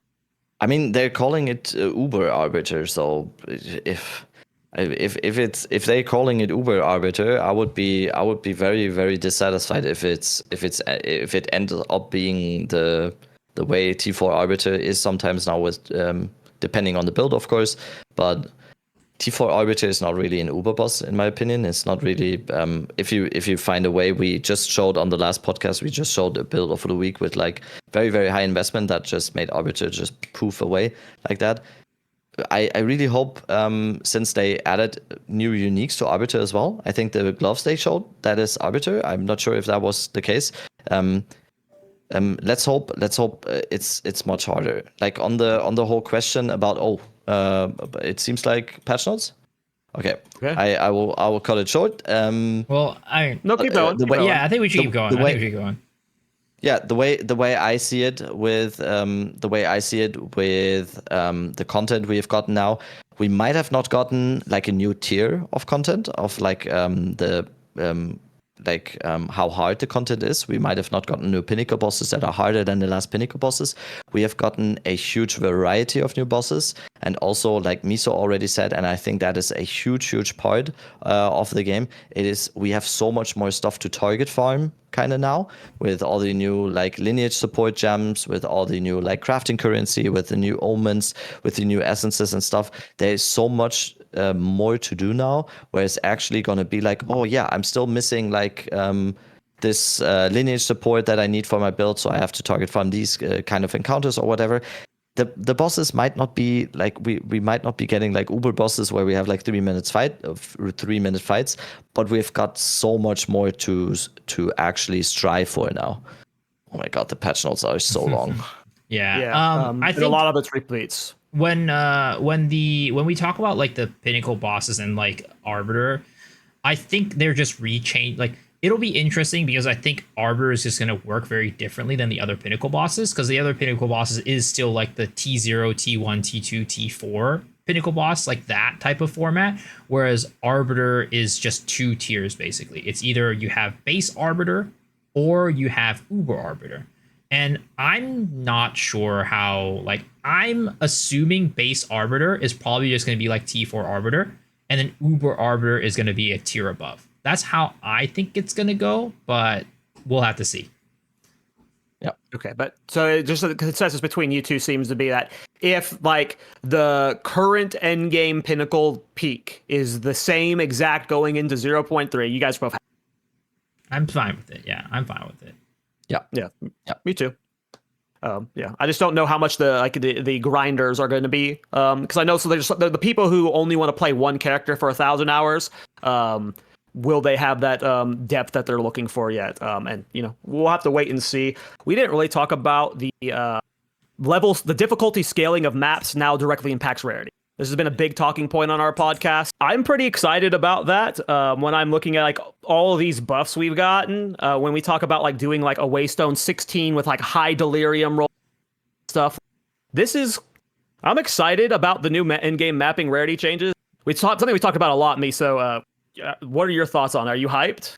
Yeah, I mean, I was so excited when I saw the changes to the maps, like the fact that they just reverted back to PoE1 system, which we've been just talking about since the beginning. We're just like, why don't you just bring it back to what it was before? Because it really is like, it doesn't make sense that we can get the maximum juice out of a map just by applying all prefixes and not worrying about the suffixes. Like, it should be rewarding people for doing harder maps. Rabbit. I would also say it's like kind of a step into the direction that we've talked about on the podcast before, where I said I kind of want Rarity removed from gear, and I want exactly that system right now. It's kind of a baby step now into that direction, because this is kind of the first step. Now it's more tied to map difficulty, the Rarity, as opposed to Rarity on gear, even though there are no obvious changes to Rarity on gear here now. So right, we didn't see that. 100%. Cool. Well, is there anything else you guys want to quickly dive into before we wrap things up? It's been a long stream. I know, Rabbit, you're probably tired as fuck. I have been tired. I started my stream 12 hours ago. So it's been a long day. I mean, there's probably things that we didn't cover completely, right? From like the updates. Probably, like, if you guys want to leave in the comments down below what you think we missed, we are doing another podcast this Monday with microtransaction, and we can make sure that a lot of the major points we didn't cover get thrown into that episode. So just like spam the comments, like of what if there's something we just completely whiffed on. But yeah. Nothing else really. I mean, there's probably things that we could go deeper into, but I think as of now, we've probably talked about most of the things that we wanted to talk about. Yeah, so let's just get into it. I mean, guys, today was super exciting. I mean, like, I want to go back and rewatch our co-stream because, like, the reactions we had was so fun. Thanks for doing this, guys. It was a lot of fun. I know a lot of us are going to be dumping out some content over the next week and a half or so. We have the next podcast coming up with Monday with Darth Microtransaction. And then we might be doing another podcast the day before launch. We probably will, knowing how excited we are right now. But you just keep your eyes out for that. Let's go ahead and just get into the outros. Just start us off, Miso.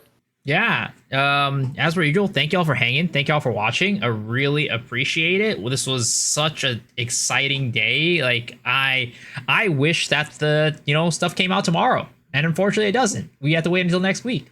But as per usual, y'all can find me at twitch.tv/MisoXshiro. I stream every single day. I also upload onto my YouTube channel, which is probably where you are listening to this right now, at MisoXshiro as well. Hello, I'm tired, Rapid. I don't know why we keep doing this. It's 2 a.m. now, but yeah. Also, I'm super excited. I'm so glad we're doing this. I love the podcast. Yeah, like I said, I'm plugging my stream in this section that is upcoming in the next five seconds. Twitch.tv/deadrabbit. Love you all. Awesome. Let's go. I'm going to plug Rabbit a little bit more. He's doing a subathon for the launch, so make sure you guys tune in for a subathon. These guys are awesome. The three of us, I mean, I don't know if I could, how much I could say here, but we're just been putting a lot of work into Path of Exile 2. We've been getting just a lot of we got Darth microtransaction on the podcast. Mobalytics is expressed interest in us by sponsoring the podcast and stuff. Things are going awesome, I guess is the way to say it. I just want to congratulate these two for just putting in the work, and we're starting to see it feels good. It feels good to be part of the Path of Exile community. I love doing this podcast with you guys and the work you're putting into the scene and just helping grow build making and stuff. I don't know. I'm happy to be doing this with you guys. I can't wait for our next episode. I will be streaming the league start, but I won't be going as crazy as these guys. I'll make some Thorn builds and you'll see them eventually. But that's it for the podcast. We'll see you guys this Monday with Darth Microtransaction. Take care. Bye. Bye-bye. Peace. Salute. So how do you guys want to handle this? We want to just dive into patch notes? I would think so, yeah. Yeah. Nope. Yeah, I guess so. I honestly, I'm not entirely sure how we would even do the patch notes. Yeah, I don't want to sit here and read through each one by one. That would be ridiculous. One thing I just immediately caught eye of was Grim Feast is back. So Grim Feast, everyone hated that. It's been completely reworked.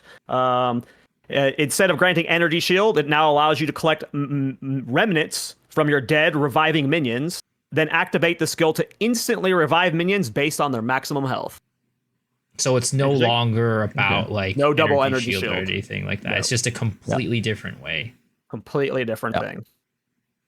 Yeah, I saw Grim Feast. My eyes immediately somehow locked onto it. My heart stopped. No, not again. I already see people in chat rip Deepest Tower and whatever. So we're gonna go through the highlights. Control F deep.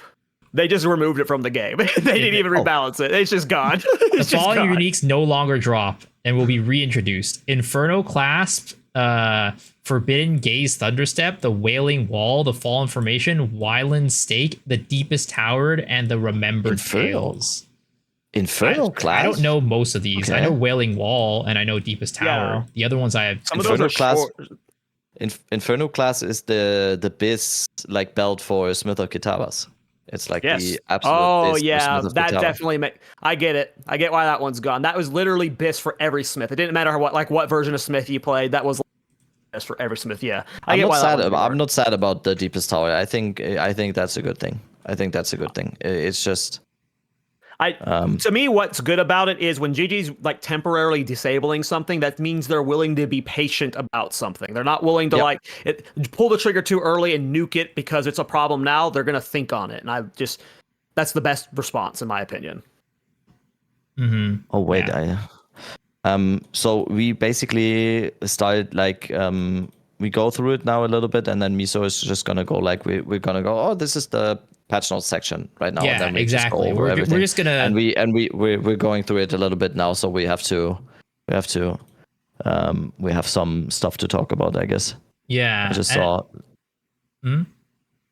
I'm in skill changes right now. This is. Are you okay with me just diving into discussions as I see them, and you're willing to edit it now, or do you want me to wait? Okay. So this is cool. So passive tree changes. Just immediately seeing this. Added 8 new clusters between the warrior and witch sorceress areas. Added 15 new clusters to the warrior area. Added 23 to the mercenary. 17 to ranger huntress. 17 to monk. And 25 to the witch sorceress area. That is a lot of changes.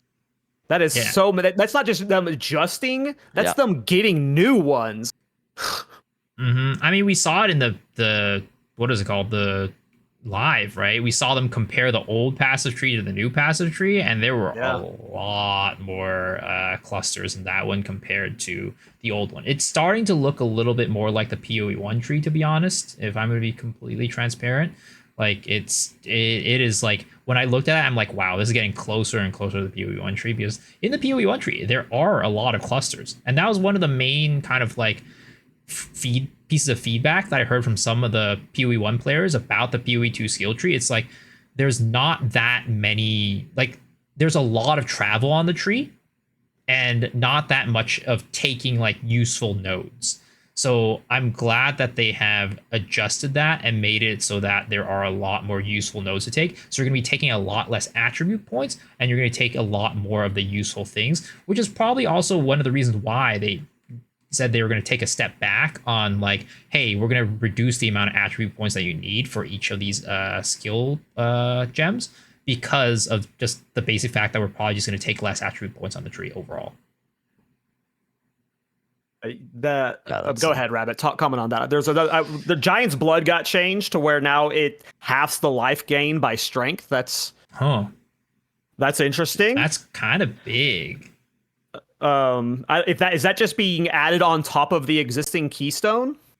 I think so. Yeah, I think that's just a nerf to Giant's Blood, because I mean, that's a significant nerf, right? Yeah, because we did have. I was talking to people in chat the other night, and they were saying like I wish they would make it so that Giant's Blood didn't feel mandatory on every single warrior build, because it is, right. This will do that.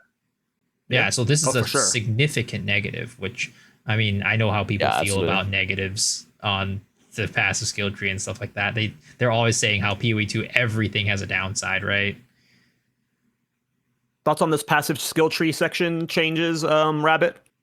Yeah, what I'm just seeing is Eternal Youth. Definitely, Eternal Youth was something that most high energy builds were using. I think it was one of the keystones that was most widely used, I think, when it comes to PoE Ninja. So now no longer causes your life flask to recover energy shield instead, and now causes your life flask to have 50% less recovery. What does that mean? The sentence feels unfinished. Yeah, this feels unfinished. Reading it again. Yeah, no longer causes a lot of lines to recover energy shield, because that's what you would get it for, right? You would no longer cause your life flask to recover energy shield instead, and now causes your life flask. It just feels like they're just like, yeah, you know, this is just a nerf. Like I don't know. Yeah, I'm assuming. 100%. I'm assuming it's nerfed. Yeah. Yeah, I'm assuming it's nerfed. It seems like Glancing Blows seems like it's a nerf. They said something about block chance being harder to achieve now. High block chance. Glancing Blows. It's definitely nerfed. They worked that into the new deflect thing that they introduced now, and also Resolute Technique. Also, I would describe this as a nerf. Now grants 100%. accuracy rating is doubled instead of your hits cannot be evaded. So they also technically a nerf. It's not specifically nerfed because they said the warrior and melee classes have much higher chance to hit now. Yeah. So if you probably take Resolute Technique now and you double your accuracy rating, you're probably hitting every single time. Yeah. So I mean, the thing I'm most go ahead. It's just a rework, I think, because like they were basically saying like warriors. I think warriors now don't need Resolute Technique as a thing. I think it would have been like Resolute Technique would have just been a useless node, because warriors just now have 100% chance to hit if they're at melee range.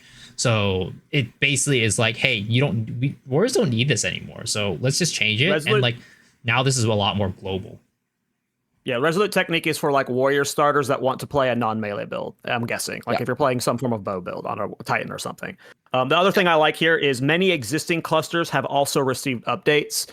This happened in 0.2. A lot of the clusters I was using got some updates. We don't know what this means here, but it just like solidifies to me what you said earlier, Rabbit. It's just like if you're doing league start stuff, like at least in-depth league starts with passive tree guys, you're like misleading your audience. There's like no way you can know what this is like gonna look like until we have an actual physical loadout of the passive tree. This is crazy. Are we fine going over to skill changes? That's all Yeah. for Yeah, you Path of follow Exile, your heart. He's gonna edit us. Yeah, so. I'm just gonna. Um, it's gonna be a lot of work tonight. I'm gonna be doing a lot, but hey, Yeah, we'll sorry, do it. bro. Nah, all good. Yeah, first thing I would mention, it's not the first thing in the skill changes, but the first thing I would definitely mention. It is something that I was really not worried about, but I was just asking myself when I saw the whole full Sork thing, is mana cost growth of all skills have been rebalanced. Generally speaking, skills will have similar mana costs at low gem levels, potentially slightly higher mana costs at some intermediate gem levels, and lower mana costs sometimes dramatically lower at gem levels higher than 20. That is basically, they didn't introduce mana stacking again. We're probably not going to be able to have like 10,000 mana or whatever, but it seems like that is an overall buff to just everything relating to casting spells with mana, which is something that I am very, very excited for, because in my opinion, one of the biggest reasons why the sorceress has such a big downfall between point 1 and point 2 is the mana cost and everything relating to that. The main reason, not only the critical hit chance and critical damage bonus from Blood Mage, but also the whole Blood Magic thing was just making everything else castaways look bad. So yeah, mana cost seems to be something to use again, like mana type skills. It's also interesting because we take a look when I saw that change that mana cost, right? They said sometimes dramatically lower and also lower mana cost at levels higher than 20. I was thinking, okay, maybe they're stepping more into like the side of like, hey, the higher level the level of the gem won't have a significant increase to your mana cost anymore. And I was like thinking, oh, this is gonna make level scaling on your skills a lot better, right? But if you look at the line above, it actually tells you like, hey, we're actually tweaking the scaling of the gems. We're gonna give it a higher floor basically, because it says roughly 5% more damage at level 20 and then roughly 20% more damage at level 30, which I think 20% for 10 levels like is way lower than what it was before. Like going from a level 20 gem to level 30 gem, I think was way more than 20% damage. Oh yeah. Yeah. So now gem levels are going to be less. They're still going to be good, right? But they're especially at like scaling above level 20, they're not going to feel as required as they did before, perhaps. Almost like they listen to our podcast. So reading some of these so far, well, like there are so many things in here already, like in the whole announcement that we've been talking about here. So, oh my God, I've already seen so many good things I'm about to freak out about. But like the one thing I want to talk about the mana stuff is like I just never.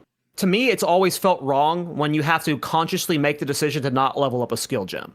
Like that just inherently has never felt good, and the reason to that should never, like to me, should never have been the cost of the skill. Outside of extreme situations like Hammer of the Gods type skills, where you just like it's a long cooldown that one shots people, those should cost a lot. But yeah, I agree with you guys for the most part. Go ahead, sorry. They also reworked Glory. That was a big concern because like I remember every time I saw like this is now Glory, that is now Glory. I'm like, yo, Glory was one of the worst mechanics that I could think of for any skill, because like anything that got a Glory thing was like immediately much worse, because that's how they nerfed Hammer of the Gods, right? By making it a Glory requirement. And while it's still not as good as just having a cooldown, like getting Glory now is a lot better. It says right here, you generate Glory when you attack enemies. So it's not whenever you heavy stun enemies anymore, it's just whenever you attack enemies. So that's going to be a buff to any Glory skill that we have, and it makes it so that we don't have to worry about, let's just say having to heavy stun enemies to get that to proc. AKA, Spear of Solaris buff. Let's go. So two crazy changes that made me lose my mind while you were talking earlier. One, Contagion got its quality rework to where your quality makes it hit additional targets baseline. So ED Contagion just got a buff, okay? And then Blink, using Blink no longer counts as dodge roll. I don't know what that means, but so I guess that just means in terms of like uniques that say dodge roll. Well, I think it's more of a nerf on cast on dodge. Because there were a lot of blink like cast on dodge builds that use blink, and you just like blink all over the map and just spam spells while you're blinking. So I think that's more of a nerf to the cast on dodge. Yeah, speaking of blink and especially nerf, a very very big nerf here. That is something I would say this is, in my opinion, this is a negative. Blink, Convalescence, and Sacrifice spells can no longer be activated in specific weapon sets. They are now required to be active in both weapon sets and will fail to activate if That's not possible. great. That is great. No, I love it, dude. No more weapons swap blinking. Cheeses. Yeah, screw blink cheesing, man. I hated it. It was required on so many characters. Every character you were doing it on. Don't lie. You would always have the Blink's weapon swap. I mean, if I had the option to do it, I didn't always have the option to do it, though. Well, yeah, if you didn't have the int and stuff, but, if you did, you were it's not always even just about the int, because sometimes I actually use the second weapon set to actually deal damage. So, like, I don't like that. Yeah, I'm not a fan with it, but, it was like a cool thing, I thought. Like, because some classes, they don't use a second weapon set. And if that's the case, then your second weapon set just never goes used. That's cool, it's like useless, right? But then if you have the thing before, like, so I don't know how much I like it, but... So one thing I want to point out real quick, the following skills found on inherent skill... the following found on wands and staves now do approximately 12% more damage. Bone Blast, Chaos Bolt, Decompose, Firebolt, Freezing Shards, Lightning Bolt, Power Siphon, and Solar Orb. I mean... Hopefully this helps, because I know that the inherent skills in general don't really scale very well. Like, it's like people don't really use them as like endgame things. Like people just, especially like the attacking ones. These are like the specific spell ones. Like I don't think people ever built things around it. I know that some people did like Living Bomb a little bit here and there, but like it was never like a like a good build. So hopefully this makes some of this stuff like more viable to build around. I believe this nerfs one of your builds, right, Miso? Mark skills are no longer spells. Weren't you using marks on cast on builds? So that was a predicted nerf that was going to happen. Basically, the cast on freeze voltaic mark with Herald of Lightning, that kind of interaction is no longer going to be usable anymore, which is unfortunate. It was one of my favorite of interactions this league, but I knew it was going to get nerfed. Yeah. One more thing, like in general, what just going over quickly some of the stuff what we've already said. Not just like the smaller stuff like Spectres and Tamed Beasts are now 25% more damage at all gem levels. Spectres are less costly now. Spirit cost of Spectres has been adjusted and mostly reduced. That is definitely something that will be very, very interesting to look at.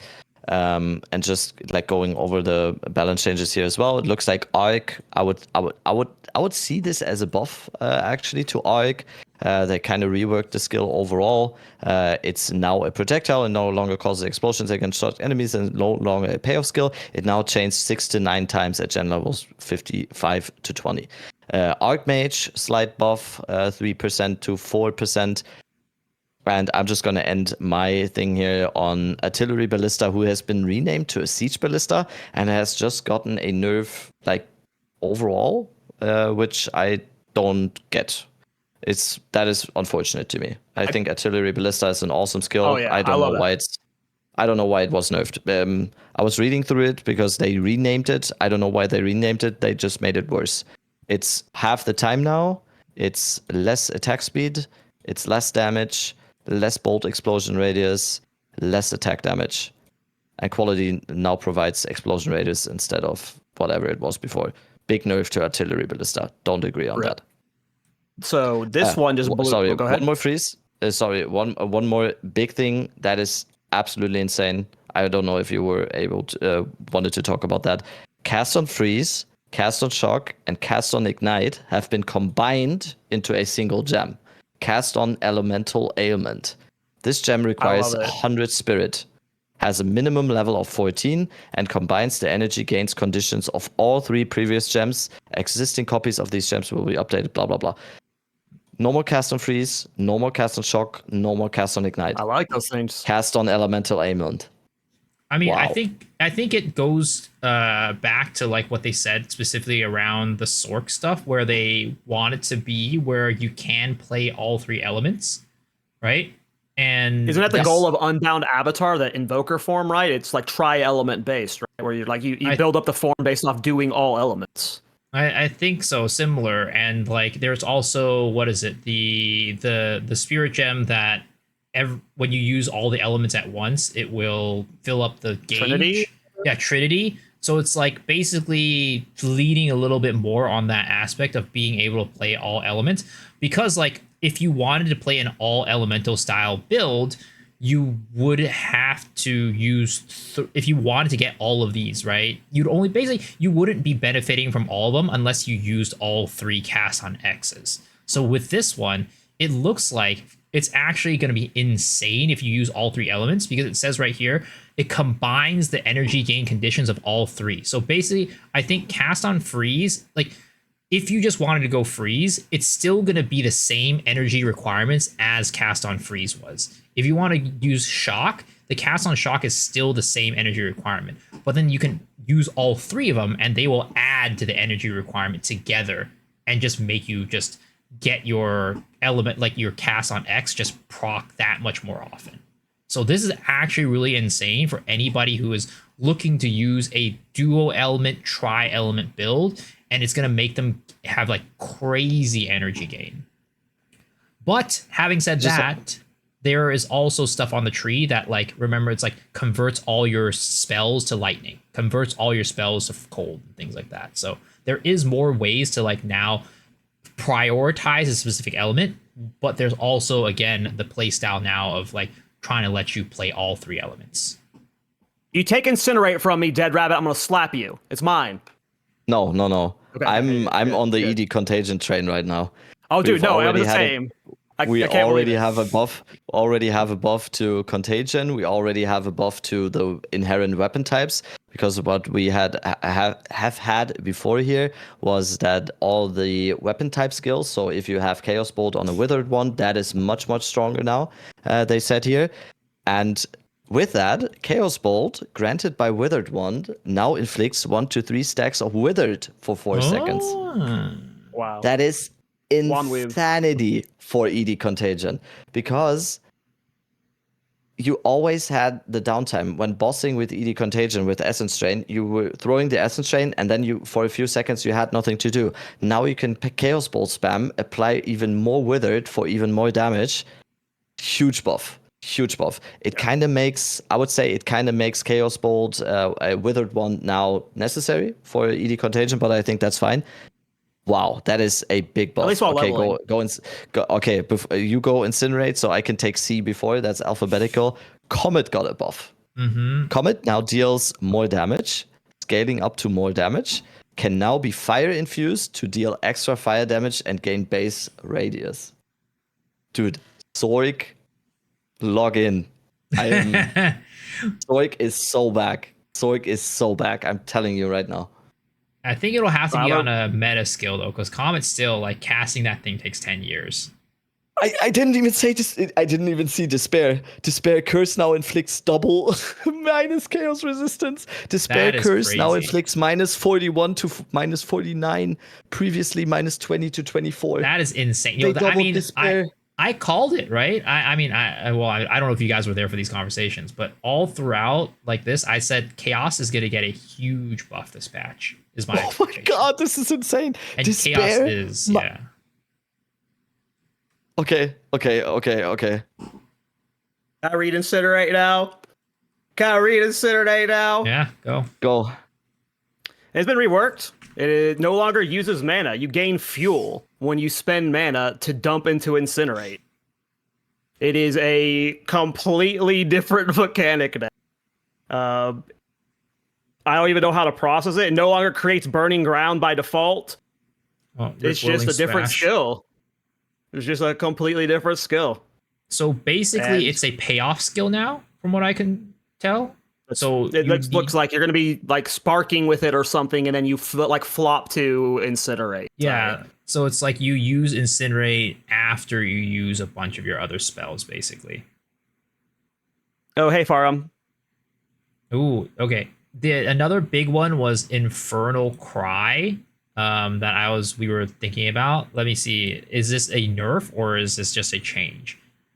Now empowers That's a one lot of attack words. per 10 enemy power in range, counting up to 50 power. Previously, one attack plus an additional attack per endurance charge consumed. It no longer has the war cry speed, while empowered attacks now gain 32 to 49% of damage as fire, 50 previously 5% per 5 power up to 100%. Infernal Cries Combust now deals this amount of damage, though now it just deals more damage at level 20. Allows you to expend an endurance charge to bypass the cooldown rather than consuming endurance charge for additional attacks. Quality now provides empowered attacks to gain up to 10% damage as fire. So basically, this nerfed the ceiling of it.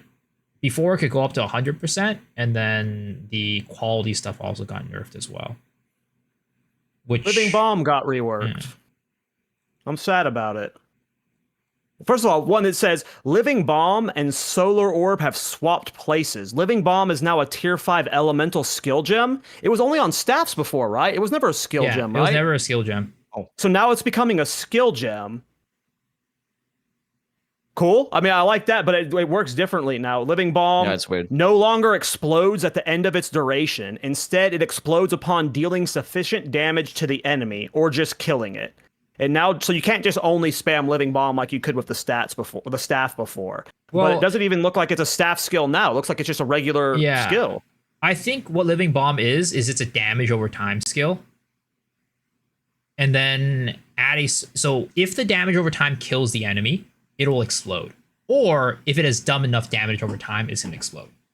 So it's not timer based anymore. It's going to have an inherent dot that after ticking a certain amount, or if it kills the enemy, it'll explode. It's actually a buff because you can now use it. And if your damage over time is strong enough to kill the enemy you put it on, it'll explode way faster than before. Interesting. Oh, I mean, I'm just hyped about it coming to the skill tree. I don't know about you guys. I've leveled multiple characters in 1 and 0-2 just using Living Bomb staffs. The main problem was just like you have to buy a new staff every 4 levels because that's the only way you can level up those weapon gem skills. But if it's actually on the gem skill tree, I highly recommend anyone leveling. Like if it's still good, like Living Bomb's a very fun. I've like in a general, just like observation again, we have like Fireball, Firestorm, Flame Wall, Flammability, and everything. It just seems like they are heavily leaning into the whole like multiple elements on a caster like the Sorceress, and it seems like they are heavily like buffing that interaction. You can now consume what they described in the announcement as what is it again? Lightning infusion, like the infusion type things. And if you like combine fire with lightning now, for example, it seems to be like very, very strong. On top of that, like we already seen in the announcement, flammability, conductivity, and hypothermia have been combined into a single gem. Elemental weakness, existing copies, whatever. So no more being only locked into one element on the Sorceress or whatever casting class. You can now basically freely use any element that you want because you just drop elemental weakness on the ground and they're going to be elemental weakness and not just fire weakness. Yes. They changed Cold Snap too to make it to where it's just universal. Yeah, it's called Snap now and it works with any element. So yeah, I think they mentioned that in the live stream. Awesome. Pretty cool. What I'm a little bit sad about here is seeing like for example, it seems like fragmentation rounds. I don't really know what to do with that. Galvanic shards, that seems like a big nerf. Ammunition no longer has 50% reload speed and now has 1 bolt loaded per clip instead of 5 before. That was the reason why Galvanic shards was so good, because we had 5 bolts loaded and you could just shoot them over and over again. Now you have to reload after every single galvanic shard shot. That is a big nerf. Projectile attack damage is now 21 to 54, previously 14 31. Much more damage, but it's now basically a shotgun shot. Well, I don't know, might be much better, but it is so here's the thing, right? Here's how I read this. So they made the change where reloading no longer slows you, right? And I've never played Crossroads of the Endgame, but I've heard that reload basically becomes like non-existent if you have enough attacks, right? So And there's like passives that help with it too. So what this means is basically you should, in theory, even though it has one bolt, it should still operate similarly to before if it reloads fast enough. Right? Yeah. I mean, I will have to wait and see it. At first glance, it seemed like a big nerf for me, because even if it's more damage, like it's not the 5 times you basically lose by having 1 or 5 bolts. But we're gonna have to see. Herald of Thunder actually got away very easily. Very easily. Yeah. Very Just light. a slight radius decrease on Herald of Thunder. Look at temp chains. Yeah, which Temp I don't change think has got a giga buff. Yeah, which I don't think Dude, Herald of Thunder it's ED really. Contagion. I'm ED Contagion. Yeah, it's done. Temp change was already one of the best defensive measures when you're running it in Blasphemy, and it just got its slow doubled. 46 to 59%. Are you kidding me? Dude, That's crazy. I'm telling you, presence area chronomancer with encumbrance on. Well, we'll have to on see if they Blasphemy, change Temporal Chronomancer Chains. at all. I think we need to go in to Yeah. take a look at the Ascendancies after this. Yeah. I mean, well, hold on. For sure. We are at L now, like around L, I would say. Oh no, I've been jumping around. I've been jumping. Yeah, okay. Hex Blast. It's still dead. Nerfed? Yeah, still dead. Yeah. Hex Blast, Blast is still dead. dead. Yep. Yeah. I searched that up earlier and I was like, yep, it's still dead. You're still unusable. Yeah. Lightning Rod quality now provides 1 to 20% chance to cause an additional burst of impact instead of plus 4 meters to burst radius. Wow. That is a buff. For what? That is a buff. Lightning Rod. Lightning Rod. That is a buff to Lightning That's crazy because Lightning Rod was already really good, especially with single target. And they're also you not didn't nerfing. really care about the radius. Yeah. You didn't really care. They removed the radius increase, which you didn't really care about, and you have an additional burst on impact chance now, which is insane. Because additional burst, 20% burst, that's a 20% damage increase for Lightning Rod. They did not nerf Whirling Slash, which is insane. They actually made it better to use. So Whirling Slash builds are still going to be viable. Not the Incinerate version, unfortunately, but the other versions can still be used. Did you read Rapid Shot yet, Rabbit? No. Rapid Shot. No, I'm reading Mana Remnants right now. Mana Remnants already got buffed in 0.2. Are they getting buffed again? Buffed again. More mana now, and quality now provides each remnant grants more mana. Mana Remnants was so good already. Yes. But that's... Yeah, Mana Remnants was all me correct. Rapid Shot just got an insane change. It no longer has a delay before firing bolts or 50% less reload speed. That is it huge. just instantly start. That's why I was like freaking out when I was just now like Rapid Shot just got like a lot of the friction just dropped from it. I'm assuming there's a slight damage nerf, but the friction's gone. Like that is just. I'm a big Rapid Shot fan. That is so 100 max ammo at all levels. Yeah, that's buff for like the campaign and stuff for sure. I don't remember when you get high up. Oh, you can even get to 100 before. Oh, they buffed the damage. They buffed the damage. That's on crazy. Rapid Shot. Heat no longer grants Rapid Shot damage gained as fire. Instead, reaching maximum heat prevents you from using the skill for 10 seconds. Okay, they changed when it delays too. Heat now begins decaying after 4 seconds without gaining hate instead of instant. Rapid Shot just got giga buffed. No. I mean, heat no longer grants grenade skills damage as gained as fire. You lose. Oh, I never Rapid did Shot grenades. is basically Rapid Shot. Rapid Shot is basically better as a skill to use now, but you do not get the damage gain for other no more grenade spells. weaving. So I played it purely as a left click holder. I wasn't doing the grenade spam, but the most popular Rapid Shot style is grenade spamming. So that definitely is bad for that style. For the way I played it, like this just leans into my style, which was just run and a gun. Yeah. The crazy thing is that Roa mount, I mean, it works more like I thought it would have worked. It gives 15% increased movement speed while mounted. Okay, yes, duh. That shot like to me, that's like a duh obvious. If you're on a mount, it should move faster. Like Yeah. So that's good. And like the I know overall, Rabbit's losing it because he's been a Roa god this whole time, but now 50% move speed's huge. Yeah. But yeah, I agree. When I first did Roa, like I never read it. I just assumed it came with a move speed increase. I was like, what am I doing wrong that's bugging it? It's like it doesn't come with a move speed increase. It just removes penalties. Yeah, this is how I thought it should have worked. Siege Cascade got buffed. Are you kidding me? Siege Cascade impact now deals 94 to 145 attack damage instead of 59 to 91, while the explosion now deals more attack damage, no longer deals 200% more damage against immobilized enemy, no longer has a hidden 100% less stun buildup as enemies, converts 80% of physical damage to fire damage. Wow. Okay, Siege Cascade was already insane. That was already the best clearing skill from crossbows. Already was insane. Even better now. Wow. Savage plating, the Thorns damage got nerfed just for the Thorns boys. Don't doom. My guess, the Scavenge plating was overtuned, and we needed more Thorns the gear. two guys in Same chat. on gears. So there's more than two of them. There's three. But I'm not dooming over the Scavenge plating change. I've looked at item changes. I'm ready to talk about those whenever you guys are.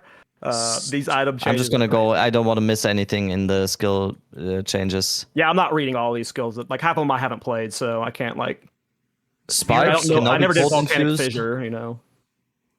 Spike can now be cold infused to fire a large number of icy sparks in a circle. That's what we saw in the video. That just seems insane. Yeah, you can. I love the whole thing about like being able to combine elements now. That is insane. That is so good. Spear of Solaris potentially looks usable now. It's potentially, it seems pretty good now.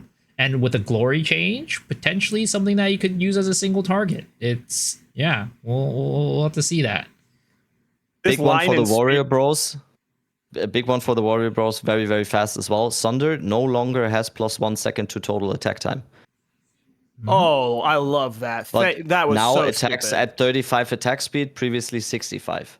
So basically, it scales better with attack speed. Like you can actually get it to attack faster. Good. Before it's like no longer the flat. Yeah. No longer the flat, more attack time. Huge buff to Sunder. That's a huge buff. This spear-filled line cracks me up. It said the last line of it is no longer has an unintentionally hidden 300% more damage after 0.5 seconds. Excuse me, GGG. Oh, you can use Trinity for spells now as well, just like all elemental damage. Yes, dude, sorceress is looking. That is okay. Sorceress. But yeah, Voltaic Grenade. Tempest Bell also got a big buff. It doesn't get destroyed anymore, I think. Oh wait, no, never mind. This is quality. Never mind. The Whirling Slash buff is insane as well. Movement is now able to pathfind slightly, making it less likely to get stuck on. That is insane. That is insane. I thought it was going to get gutted, but apparently not.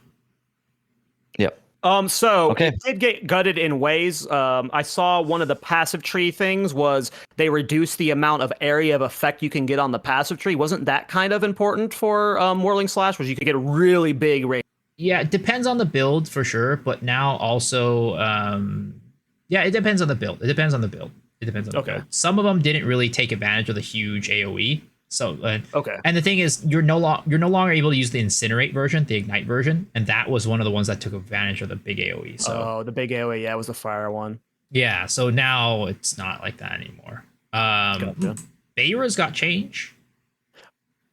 You don't want to start with Tangle Tongue? You sure you don't want to go with that one first? Yeah. Well, let me take a look at Beira's. Creates ignited ground for 4 seconds when used, igniting enemies as though dealing fire damage to 500% your life. Oh, actually, potentially could be used with Whirling Slash. Yeah. But I think the ceiling's gonna be much lower. But let's take a look at Tangle Tongue.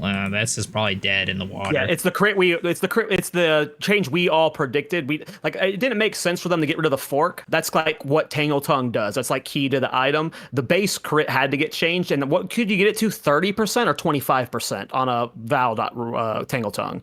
It was insanely high, right? It was like 25% base crit. Yeah, and now it's 5 like to 8. It's a huge nerf. Yeah, I think it was 25% with a Val. Yeah. I mean, I think it's still going to be useful. Oh, still good. Yeah. I think so. Yeah, it's still good. You I just think need to get Tangletongue crit is yourself definitely now. Still, You can't like cheese it and just not get crit. Yeah, max I think 13 now. I think that's a good change, because that is what we said as well. I do want Lightning Spirit to still be playable. I think it should still have like a place to play. And Tangletongue seems like so far, with all the unique nerfs they've done from 0.1 to 0.2, I was happy with most of the nerfs so far. I think the only one where they went a little bit overboard was maybe the Arbiter chest. I'm blanking on the words. Sorry, I've been streaming for 12 hours now. Oh my god, how am I blanking? Oh, Moriors. Yeah, Moriors I think was a little bit overboard, but all the other ones like Ingenuity was a fine nerf. I think Hover was a fine nerf. So I trust in here. Just Lightning Spirit is kind of dead over though. Like it's a lot worse. As a skill, it's a lot worse. It's no longer getting bonuses when consuming frenzy charges. Like again, the Deadeye stuff, and then I think, absolutely. and it's also less AOE too, with 5 secondary bolts instead of up to 8. So it really, I don't know. It might still be viable, but it's definitely not nearly as strong. Like I think you need to invest a lot more into it to make it work. Yeah. Two quick nerfs as well. Malagoro's Virtuosity, no longer 300% critical damage bonus, but now it's 250. Also a good nerf, I think. Death Harp, I don't really get. The Death Harp got a slight nerf with less critical damage bonus. Don't really agree on that. I think Death Harp was in a good state. I think it has to do with the what is it called? The because it was really strong with the explosion, like the combustion stuff. With the gas arrow combustions, it did a lot of damage. It's really strong early. Like early endgame Death Harp is very good. One thing I want to point out. Unique stuff. Okay, yeah, no, go. I want to point out these shield changes at the bottom. A lot of these unique shields are getting their base block chance increased by quite a lot. And what this tells me is they're trying to make the reduced.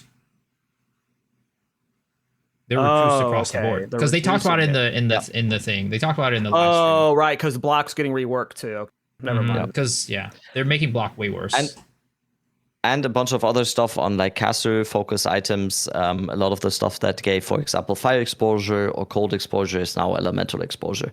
Just to go with the whole theme of now you can actually just use any element you want and can apply exposure like that, and you don't have to lock yourself into one specific element. Very, very good change, I think. Yeah. Do we want to take a look at Ascendancy changes?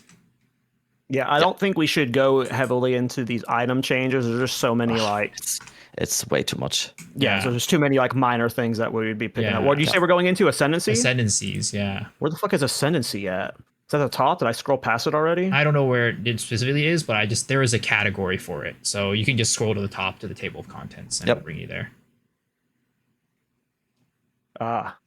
Thank you. T1 crit damage on martial weapons caps at 25. Yeah, a bunch of crit nerfs. Yep.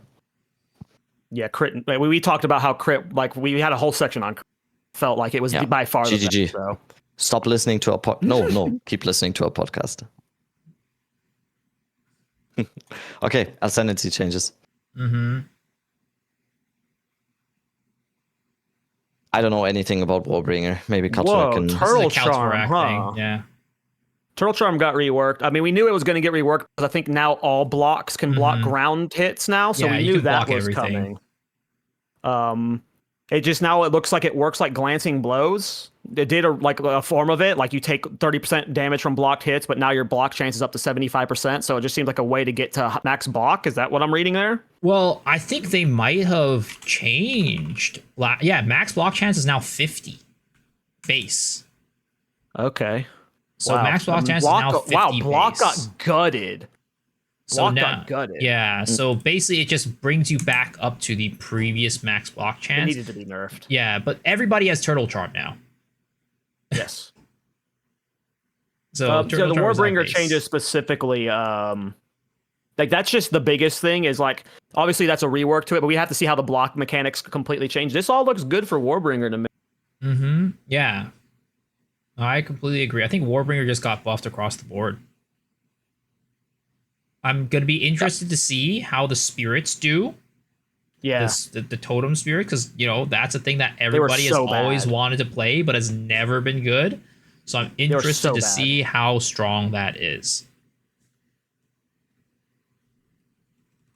I'm just gonna start off with, since I was already in the theme a little bit, I will start off with two of the sorceress ascendancies.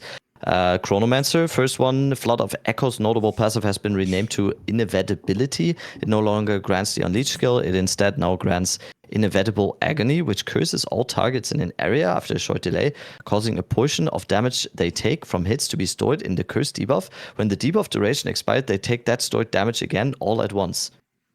Okay. What are we reading? Chrono. This is Chronomancer. Okay. Quicksand Hourglass notable passive no longer grants every 10 seconds gain 50% more cast speed for 5 seconds. Instead, it now grants Sands of Time, which grants 60% cast speed, scaling down to 1% over 10 seconds, at which point will then scale back up to 60%. Sands of Time now also grants 1% area of effect, scaling up to 60% over 10 seconds, at which point it will scale back down to 1%. That sounds Sands of Time is was so bad insane. before, so yeah, this is way better. This is how it should insane. You will always like on that. That is what that means in the baseline is you have 30% cast speed. That's 30% cast speed, 30% area of effect. Good. Because Chronomancer should be like it goes that. up and down, right? If it goes up and down between 1 and 60 at all times, the median is 30%. So basically 30%. That is insane. I That is just insane for Chronomancer. worry a little bit about like how the class feels, because you're gonna feel on top of the moon at 60, but you're gonna feel garbage at 1. Yeah, exactly. That was always my problem about that ascendancy and that ascendancy node. But what I don't have a problem with, when we talk about the Stormweaver ascendancy right now, I was a big fan of this ascendancy node already, and it looks like we have gotten a huge buff to it. Elemental Storm skill granted by the Tempest Call and notable passive has its cooldown lowered to 3 seconds, previously 5. More Elemental Storms. Next change, Rain Dancer notable passive skill has been renamed to Multiplying Squalls and no longer provides 150% more cooldown recovery rate for Elemental Storm. Instead, it now provides +1 limit for elemental skills. Okay. The Force of Will notable passive no longer grants 1%. Sorry, hold on. Go back effect. to that. What is +1 limit to elemental skills? So like you can put +1 more Orb of Storms on the ground. You can put +1 more Solar Orb on the ground, etc. Yeah. Okay. Firestorm, everything. Living Bomb. You can just exactly. Honestly, pretty nice. It's pretty crazy. It's nice pretty because strong. we got good. that is basically a double buff because we got the Rain Dancer notable in the previous notable because they just reduced the cooldown for the Elemental Storm, and that was the notable right after that reduced that. So we basically get a free notable now on that one. So Force of Will notable passive skill no longer grants 1% increased effect of Arcane Surge per maximum mana. Instead, now grants 20% of damage taken from mana before life, and 20% increased magnitude of Arcane Surge per 10% missing mana. I guess. Scouring Winds notable passive has been renamed Storm's Recollection and no longer grants exposure by an additional 12% instead. It now grants remnants you create reappear once 3 seconds after being collected. Very, very nice change, I think. I think they went away with the exposure there because we get the exposure so easily now with the elemental weakness curse on the ground. We didn't Remnants talk about Frostbomb.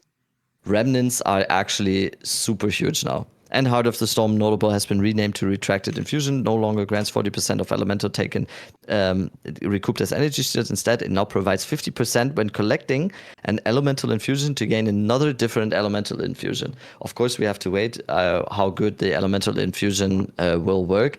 But in the video, it looked amazing. So, yeah, excited for Stormweaver and Chronomancer. Big changes here. Yeah. And the reason I bring up Frostbomb is because they changed Frostbomb to be all exposures now. So like anytime you see exposure, like don't panic, you can like Frostbomb for that. I forgot to talk about Frostbomb earlier. bring it up. They significantly nerfed Frostbomb's damage. It is a much worse campaign leveling skill, like way worse. So I know a lot of people utilize Frostbomb like in almost all builds right now, early game. It is going to be worse. Expect you to mostly use it for exposure, I guess. I'm sure it's still fine, but it is way worse. Sorry, the Frostbomb was part of the skills, but yeah. One thing I want to take a look at is Deadeye. Let's see.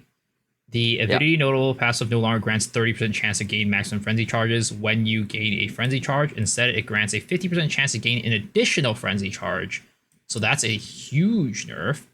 And then you can't apply an additional mark anymore. Instead, it causes your projectiles to chain to marked enemies, and grants the new called shots meta skill that repeatedly marks enemies near you, bypassing your mark limit. So I guess it's just passive marking enemies around you. Eagle Eye passive no longer removes the distance-based accuracy penalty. Instead, it applies 20 stacks of critical weakness to enemies when you consume a mark on them. Interesting. So they didn't nerf the, what is it called? The double frenzy charge consumption, which I think was like the craziest part about Deadeye. One thing I want to point out is no Titan changes. I know some people were expecting maybe some nerfs to either like the life scaling or Hulk got touched. Tactician has a lot here, and Tactician in a lot of people's minds, some of that Ascendancy was just like half of it completely useless. Cannons Ready, notable passive skill, now provide 1 to maximum number of summon totems. The right where we want them, notable passives now also grants projectile damage builds pins. I mean, the Polish the Gear notable passive now provides game deflection rating equal to 20% of armor and no longer grants gain 100% of armor as extra stun distance. Oh, so you get extra deflection now. Suppressing Fire notable passive now provides 40% more immobilization buildup and projectile damage. Okay. Supporting Fire skill now granted by the Unleash Hell notable passive skill no longer grants minions from the skill have 1% increased accuracy. Instead, minions from the skill now have 1% increased area of effect per 3 dexterity. The deaths from above. Oh, so that means the death from above can get a really big AoE when you dex stack. That's cool. Okay, and now death from above is going off more. Artillery Ballista grants 40% increased immobilization buildup. Oh, looks like all the totems like directly get buffs when they're interacting with Tactician. Yeah, you can basically specialize a little bit now as a tactician. Yeah. That's how I'm reading it. Yeah, you can specialize a little bit on whatever you want to do. It seems like pin got nerfed. It feels like pin got nerfed, which is probably a huge hit to people who are playing tactician. I don't really get it. Tactician needed a big buff in my opinion in order to be played now. Needed a big buff and some reworks to it, and this is not that. This is like a light touch up, right? This is just like seems very like I don't think this will make Tactician break the 1% played on PoE Ninja. You think one maximum summon totem does anything? Isn't there an Ascendance? Isn't there a keystone that lets you put double totems down for a cost of spirit? So like one extra not doesn't double, seem just like much. As many totems as you can put down for spirit, basically. Gotcha, right.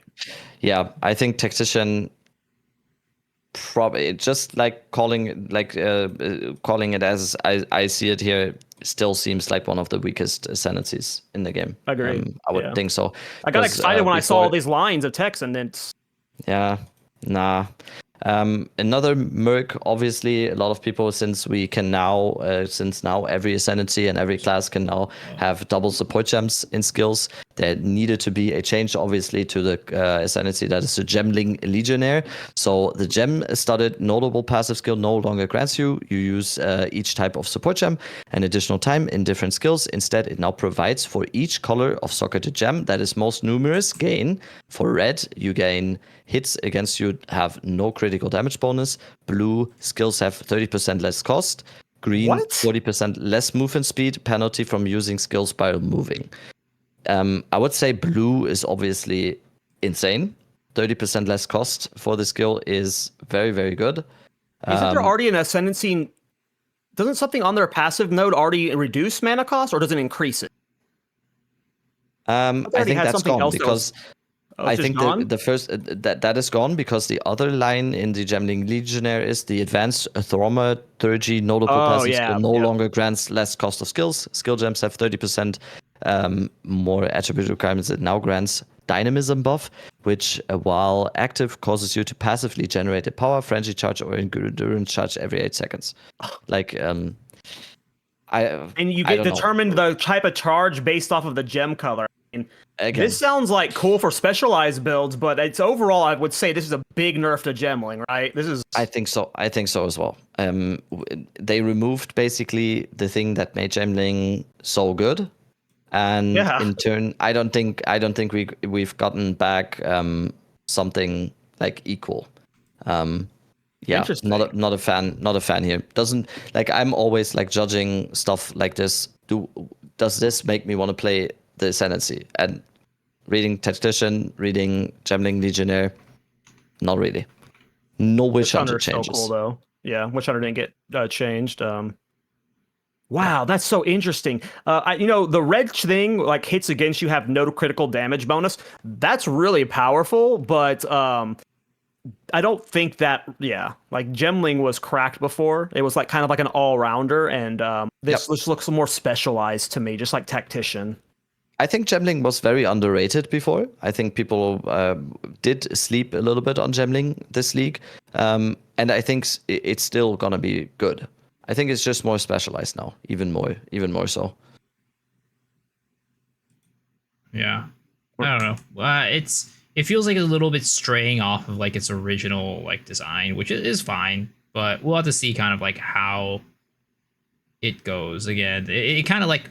In the past, Gemling was just able to use by like anything, right? Any build could use Gemling, but now it seems like it's not like that anymore. Smith of Katava nerf, which I think anyone predicted that. Yeah, Smith of Katava was very strong. Smith of Katava nerf strong, and Smith got nerfed kind of hard here. So yeah, almost like which we said on the last podcast episode. Changes on the tree. Didn't we see that during the live stream? There was like elemental passives or elemental res stuff on the tree that they changed. No, it's the armor stuff. So, yeah. If armor's going to be absorbing elemental damage, I get why they would want to nerf the high end of the res cap for Smith. Because they also removed the Smith's best belt. So this is just like a big change for Smith. How did they not touch Witch Hunter? That's what I just said. Like the Witch Hunter changes. Like, Witch Hunter was, in my mind, the best ascendancy for the Merc. Yep. Infernalist, little bit of a buff, I would say. Lich actually got a buff. Acolyte of Chayula, that was already introduced in the video. That seems like an overall rework, and overall seems like has some very good capabilities. I wasn't really familiar with the Ascendancy overall, so I don't feel like comfortable commenting on that. But maybe Miso has something. Or I never really played Chayula either. But I've played Chayula both seasons. It seems like when they were describing it on the stream, Chayula is now going to be a lot more rewarding to play. There's some stuff that got the passives got kind of combined, so that's always a good thing. And then they made it so that the chaos damage that you do can now be, grant leech, but also can provide like shock. It can provide ignite and freeze as well, which is really interesting. So what they talked about in the interview, like I literally had like a video where I was like, I don't understand why the darkness ascendancy was set up the way. I thought they should have been reversed. And then I think in the video they talk about how they took top of the keystones and they flipped them or they combined them in ways and stuff. So like this just like functionally will let you use it more. The problem with darkness in general is all of the spirit gems in this game are insane. Like you can't get rid of spirit. So like I don't like we need more tools in the game for I feel like darkness to really shine, but I feel like it's a good step in the right direction. Yeah, I've always mentioned that spirit is just like the lifeblood of the game. There's rarely any builds that don't use spirit, so not having spirit is such a big negative that I just don't really see most people using it. I do like the change of like the Into the Breach thing with 50% increased area of effect. But yeah, it still feels the little flames, right? Yeah, but it still feels a little bit jank that you kind of have to like go and pick them up. It seems a little bit inconsistent, but agreed. I imagine that's going to be reworked. Like I can't. Every time I've interacted with flames, the only time it felt good was when I was shield charging because you had the cooldown. Right? When you're on cooldown, you were able to go to the next flame, shield charge, the next flame, shield. They removed that cooldown though, so like even in that build though, it felt clunky to. So like, there's no way chasing like flames is ever going to feel good in my head. I think the Chayula is going to be a lot more usable though. It's going to feel very good. I'm thinking about League starring Chayula, so we'll see how it goes. I also want to take a look at Pathfinder because I know concoctions were a big conversation piece, and it looks like they've that's all changed concoction the almost. concoction stuff. Yeah, so poison concoction is now acidic concoction, and the concoction consumes charge of the mana flask, a float, throwaway flask, explodes, dealing physical attack damage in an area.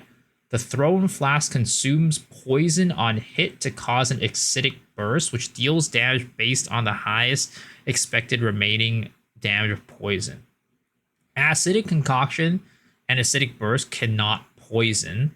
Acidic burst deals unscalable physical damage, deals 150% of the expected remaining damage because the consumed poison is 30% more area effect. That sounds really weird. Cool. I don't know. For me, I'm not a fan of that because it means that you're never going to use poisons. Like you're basically using it to consume poisons. It's not like a poison skill in itself. So yeah, the way I see you would use it, like if you did like a poison shield charge build, you would like do the big shield charge with the poison hit, and then you would consume it for a big burst. I see that as like maybe like a boss killing thing. I don't know. Yeah, because exactly. Like overall, like that means that your poison is no longer propagating to enemies either. Because if you're using it in an AoE setting, right, a mapping setting, you're never going to use Peaconk as an actual main skill, and like whenever you use it, it ends any propagation of it via Herald of Plague. So I'm not sure if I'm too excited about that. It feels like the conk skills are just not going to be like a main damage source anymore. Are all the elemental versions of the conks doing that same thing of consuming? Let's see. Fulminating Concoction no longer inflicts lightning exposure. It has 50% more shock effect. Quality grants 40% more shock effect. So it still doesn't do much damage. It's just used as a form of shocking.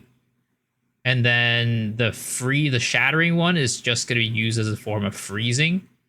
Bleed Concoction aggravates bleed. So it feels like the concoctions are going to be support skills now. Yeah, they're not used as a main attack, but they're really there just to boost your other abilities.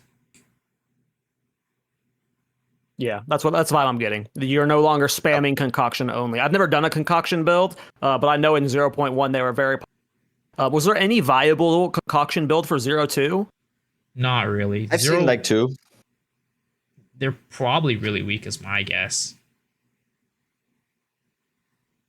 I'm just seeing another one, like Invoker, very, very quickly. Invoker already, in my opinion, one of the definitely better, might even one of the best Ascendancies. Elemental Expression even got a little bit better, some more damage. And Meditate.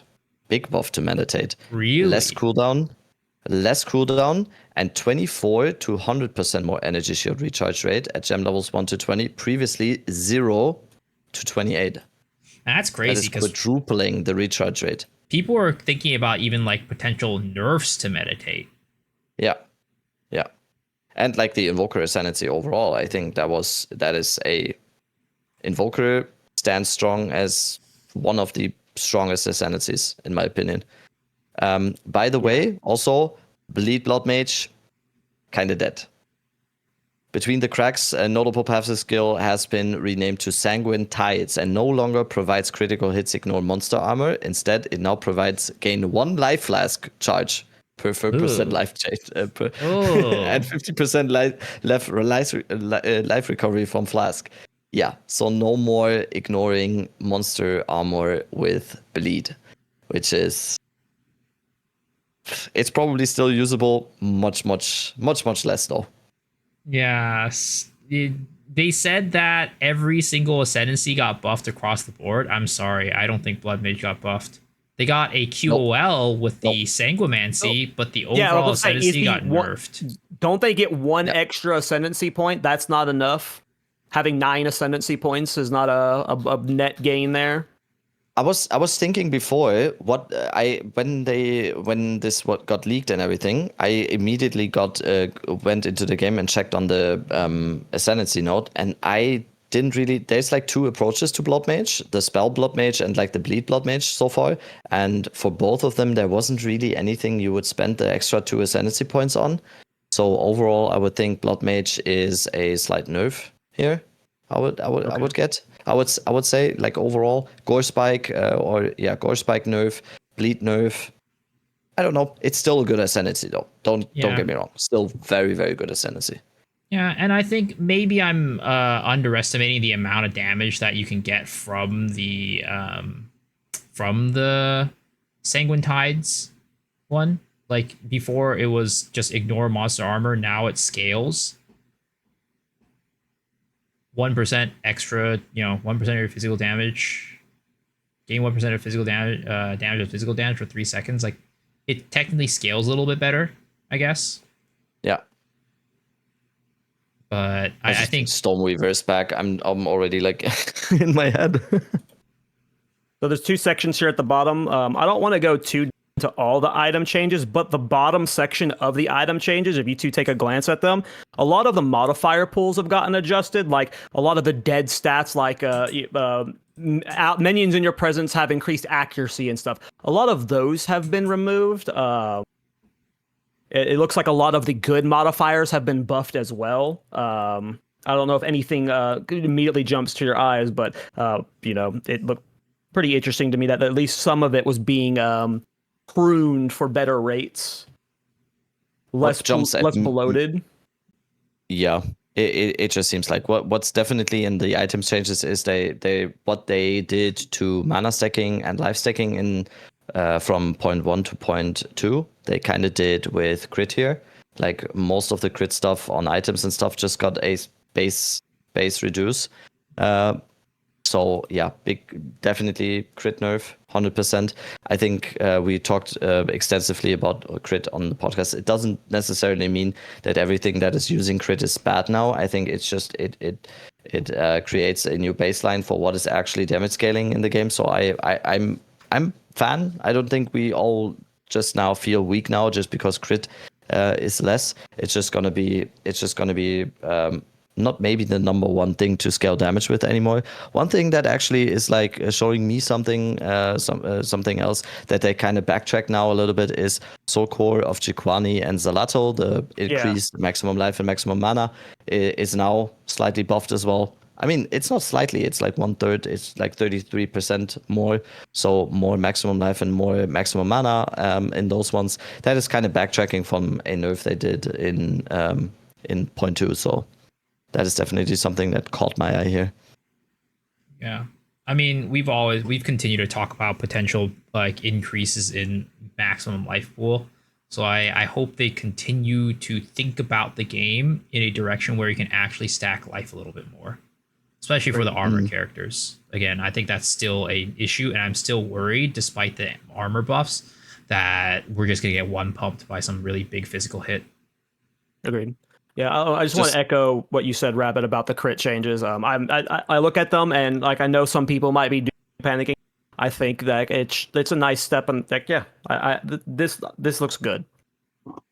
Yeah, just as a example here, Soul Core of Tikaba now grants +5 critical damage bonus, previously 12. Yeah, that's crazy. Big nerf. Yeah, big nerf. Last Jewels thing, and Timeless Jewels can no longer roll minion accuracy modifiers. Nice.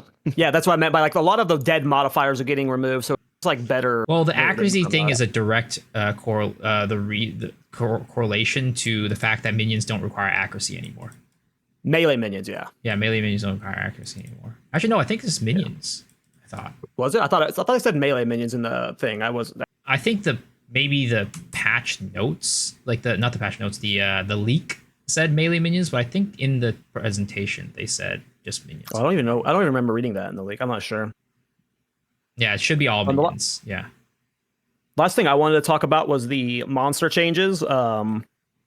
Just the thing that stuck out to me was the Act 3 boss life nerf.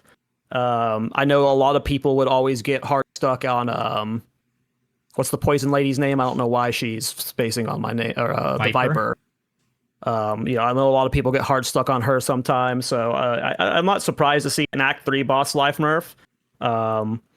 I have a feeling that we're going to kick this campaign's ass with all these like just buffs and changes to the spirit or the gems and stuff. I'm so excited. Yeah, same. I think that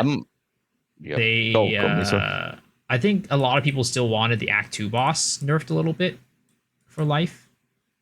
Oh yeah, they didn't do that. Yeah, and also Rogue Exiles got stronger, so they no longer will. Hopefully, they will no longer feel like just worse than a rare mob. All right, sorry to cut it off abruptly, guys, but that is the end of the episode. As I mentioned, this is a little bit of a weird episode, but next episode with Darth microtransaction on Monday should be back to normal. All right, hopefully you guys enjoyed.